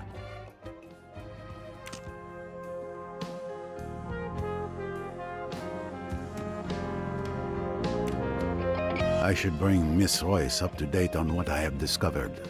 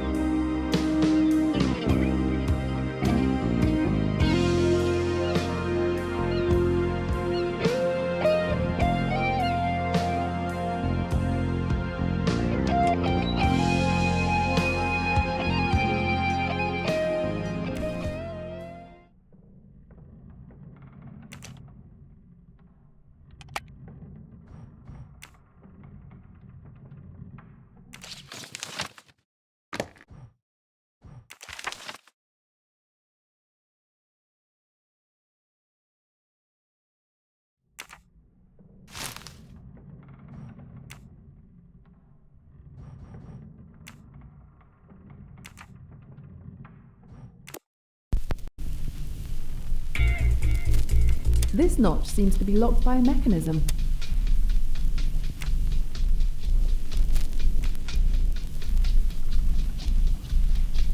It's strange that these buttons don't do anything.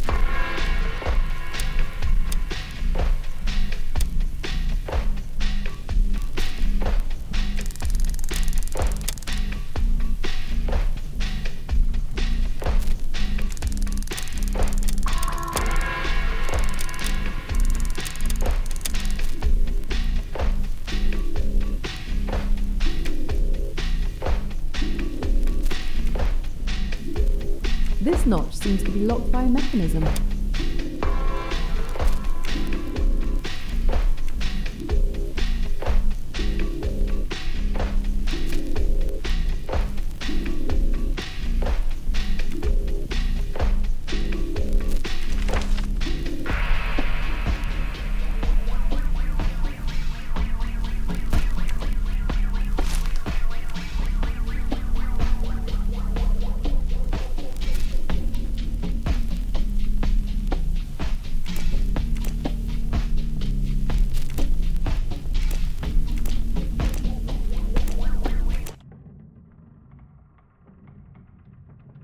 Bingo!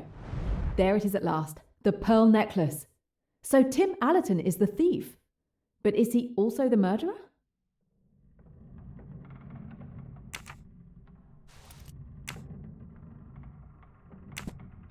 There are still plenty of possibilities to explore. We need to keep investigating.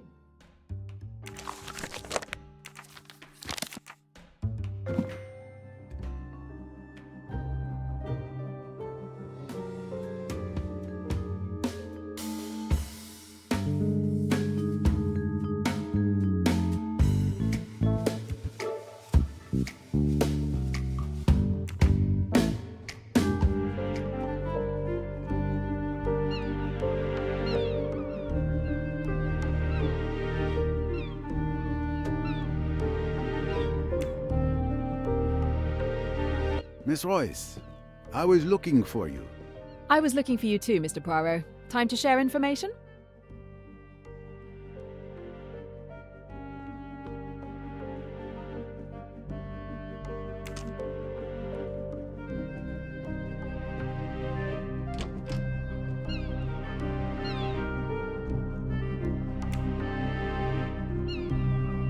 Miss Royce, I was looking for you. I was looking for you too, Mr. Poirot. Time to share information?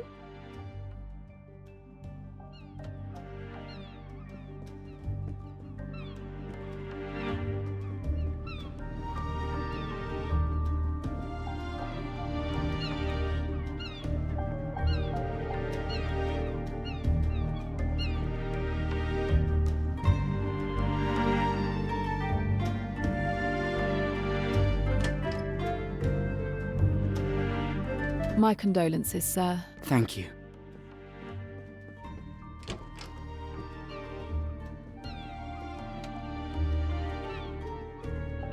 How are you? Last night must have been brutal for you as well. It shouldn't have happened like that. Are you investigating with Mr. Poirot? Circumstances have us investigating together, yes.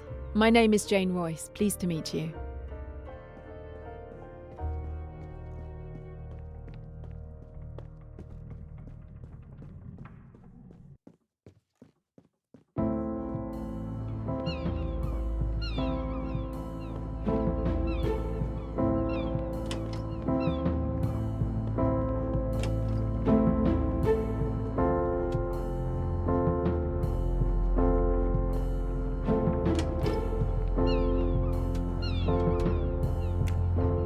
Time to check in with Mr. Poirot.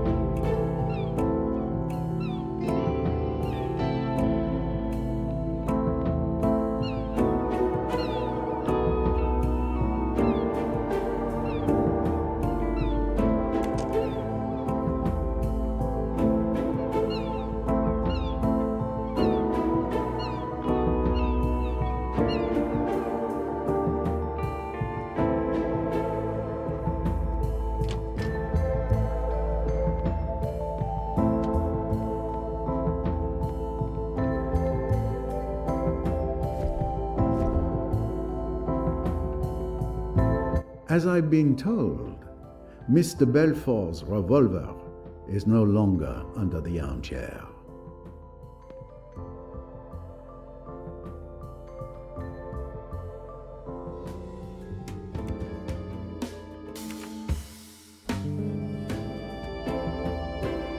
We recovered a bag with bottles of alcohol from where you saw Miss Otterbourne throw something into the water.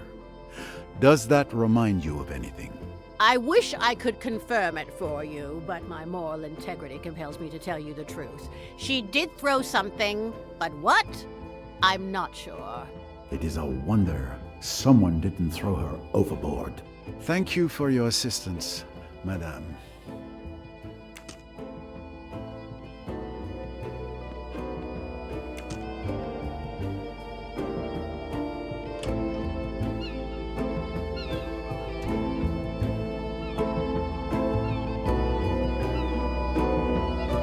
You're writing? I'm a bit embarrassed to say, but the current situation... That must be it. You have no... Ah.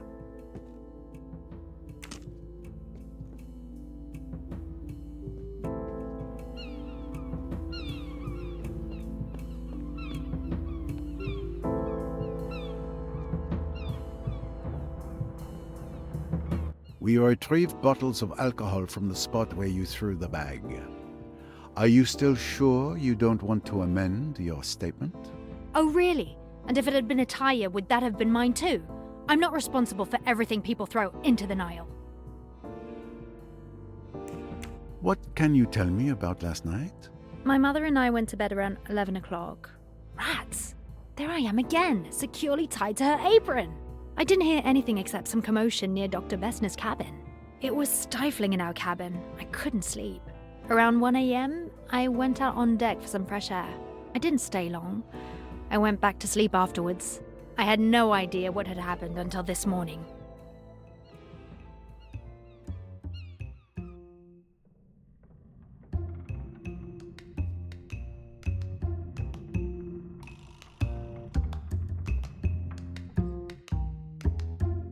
Please, I know what you've done. What do you mean?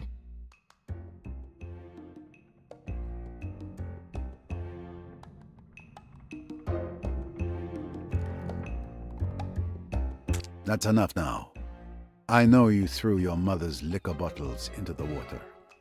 Am I right? Yes, you're quite right. I was a fool not to say so, I suppose. But I didn't want everyone to know. It would go all over the boat, and it seemed so silly. I mean, that I... So silly that you should be suspected of committing a murder? I've tried so hard to keep everyone from knowing. It isn't really her fault. She got discouraged. Her books didn't sell anymore. People are tired of all that cheap sex stuff. It hurt her. It hurt her dreadfully. And so she began to drink. For a long time, I didn't know why she was so weird. Then, when I found out, I tried to stop it. She'd be all right for a bit. And then suddenly, she'd start and there would be dreadful quarrels and rows with people. It was awful. I had always to be on the watch, to get her away. And then she began to dislike me for it. She's turned right against me. I think she almost hates me sometimes. Pauvre petite. Don't be sorry for me. Don't be kind. It's easier if you're not. I'm so tired. I'm so deadly tired. I know. People think I'm awful. Stuck up and cross and bad-tempered. I can't help it. I've forgotten how to be nice. You have carried your burden by yourself too long. It's a relief to talk about it. You've always been kind to me, Mr. Poirot. I'm afraid I've been rude to you often. Are you going to tell everyone? No, it is not necessary. Just tell me what I want to know. Now tell me, mademoiselle. Miss Van Schuler saw you. Did you see her? She says that she looked out of the door of her cabin. I don't think I should have seen her. I just looked along the deck and then out to the river. Did you see anyone at all when you looked down the deck? No. I saw nobody. I thought the splash heard by several witnesses was the murderer disposing of the revolver. But it was only Rosalie Otterborn throwing away evidence of her mother's alcoholism. It explains one mystery. but it is doubtful it helps identify the murderer.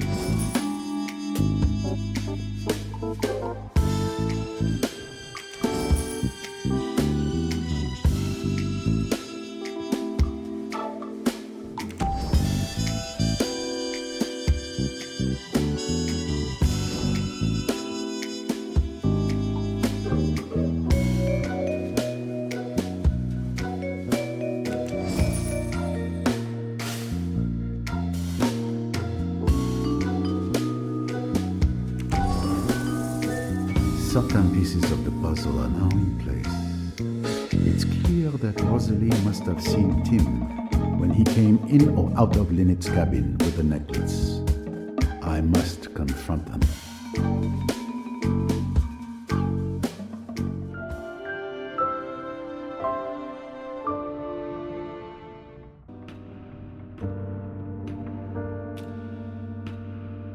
Thank you all for coming. Anything I can do? In a sense, perhaps, what I really require is for you to listen. Certainly. I'm the world's best listener. Can be relied on to say ooh at the right moments. That is very satisfactory. Ooh would be very expressive. Eh bien, let us begin. We found Lynette Doyle's real pearl necklace in your cabin. There's no doubt. You are the thief. I suspected you had found the necklace, seeing as you allowed everyone to return to their cabins. Let me continue. During my investigation with Mrs. Leach, the victim's bracelet was also stolen and replaced with a fake. You were one of my 3 suspects. So given the circumstances and the identical MO, it had to be you who stole Mrs. Leach's bracelet. But that's not all. You have an accomplice, your cousin, Joanna Southwood. She identifies the jewelry to be stolen at social events, has a fake made, and sends it to you in a hollow book, which is never suspected by customs. Your cousin was a good friend of Lynette Doyle, so it was easy for her to identify and perhaps even borrow the famous pearl necklace, so it could be duplicated. You are the one who handles swapping the real for the fake jewelry. Your plan was perfect because you could prove you didn't know the victim or the existence of the jewelry. You win. It's been a good game, but it's over at last. There's nothing for it now, I suppose, but to take my medicine. Do you realize that you were seen last night? Seen? Yes. On the night that Lynette Doyle died, Miss Rosalie Otterborn saw you leaving Mrs. Doyle's cabin just after 1 in the morning. Rosalie? You saw me? But she didn't say anything. It was my little grey cells that deduced it. Why wouldn't you say you had seen me last night? I thought they might suspect you. I couldn't believe that you'd kill anyone. No. I'm not the strong stuff murderers are made of. I'm only a miserable sneak thief. Don't say that. But why did you do it? You who has everything. Oh, I don't know. Boredom, laziness, the fun of the thing. A much more exciting way of earning a living than just sitting at a miserable desk all day translating texts. Rosalie, would you... You know what I mean? Would you always despise me and throw it in my teeth? Well, there are things you could throw in my teeth, too. Rosalie, darling. That's very sweet. But there is a very good case against you, Mr. Allerton. I wanted you to realize that. It wasn't I who killed her, I swear! I've been in the most awful stew. To have chosen that night of all others, God, it's been awful. If there's something that could help your case, now's the time to say it. It might be insignificant, but when you asked if I heard anything, I lied. I did hear a splash. Yes, we already know. Rosalie was responsible for that noise at 1:10 a.m. No, it was much earlier. At 12:26 a.m. I was waiting in my cabin for the right moment to move, and I checked the time, and it was toward the bow, no doubt. What? But that changes everything. Not now. Sir, come quickly. There's been another death. This saloon. But no. It cannot be. Jane, come with me. You two stay here. I still have questions.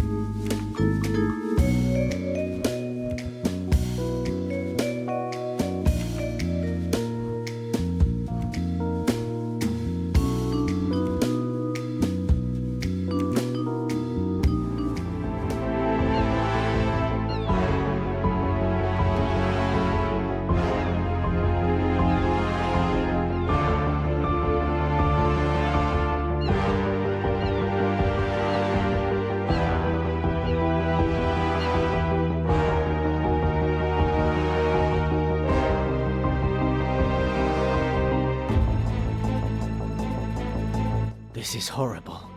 I don't understand. She was reading there just 10 minutes ago. I stepped out and when I came back, I found her like this. Step away from the body. Touch nothing. I need to inspect.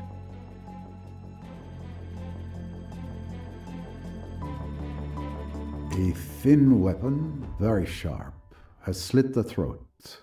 Possibly a scalpel. A torn piece of a $100 note in her hand.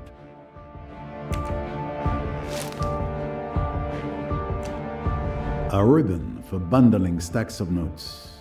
There must have been $10,000 here at least, but the money is missing.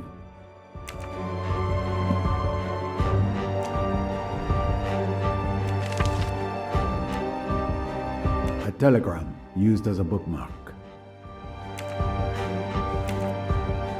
I can already say that Louise Bourget had her throat cut with a sharp object. The $100 notes are nowhere to be seen. And this telegram with a coded message: potato, dress, cradle, 32, beetroot. Potato. Dress. But I know this code. It's the same as the one I found in Mallorca and Cairo. Show it to me.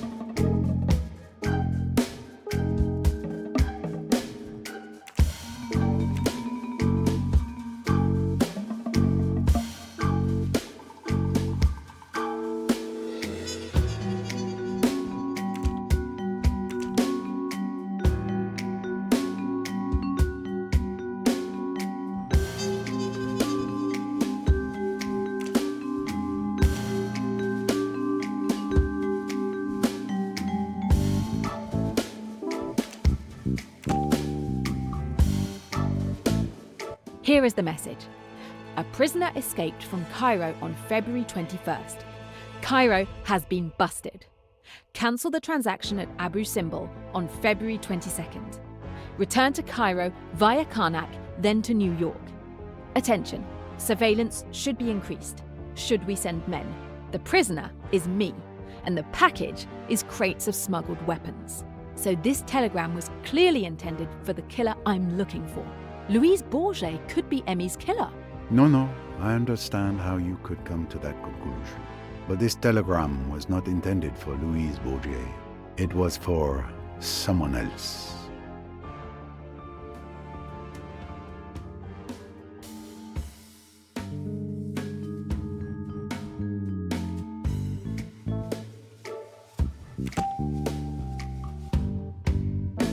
Yesterday, Lynette Doyle mistakenly received this telegram that was meant for Riquetti. When she returned it to him, he was furious that she had read it by mistake. Now, I understand why. Riquetti is your man. Where's Riquetti? He was right there. He's gone.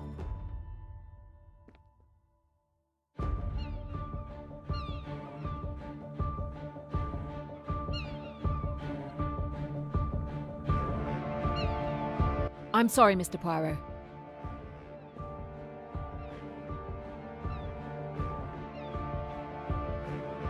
Of course. Miss Royce, good luck.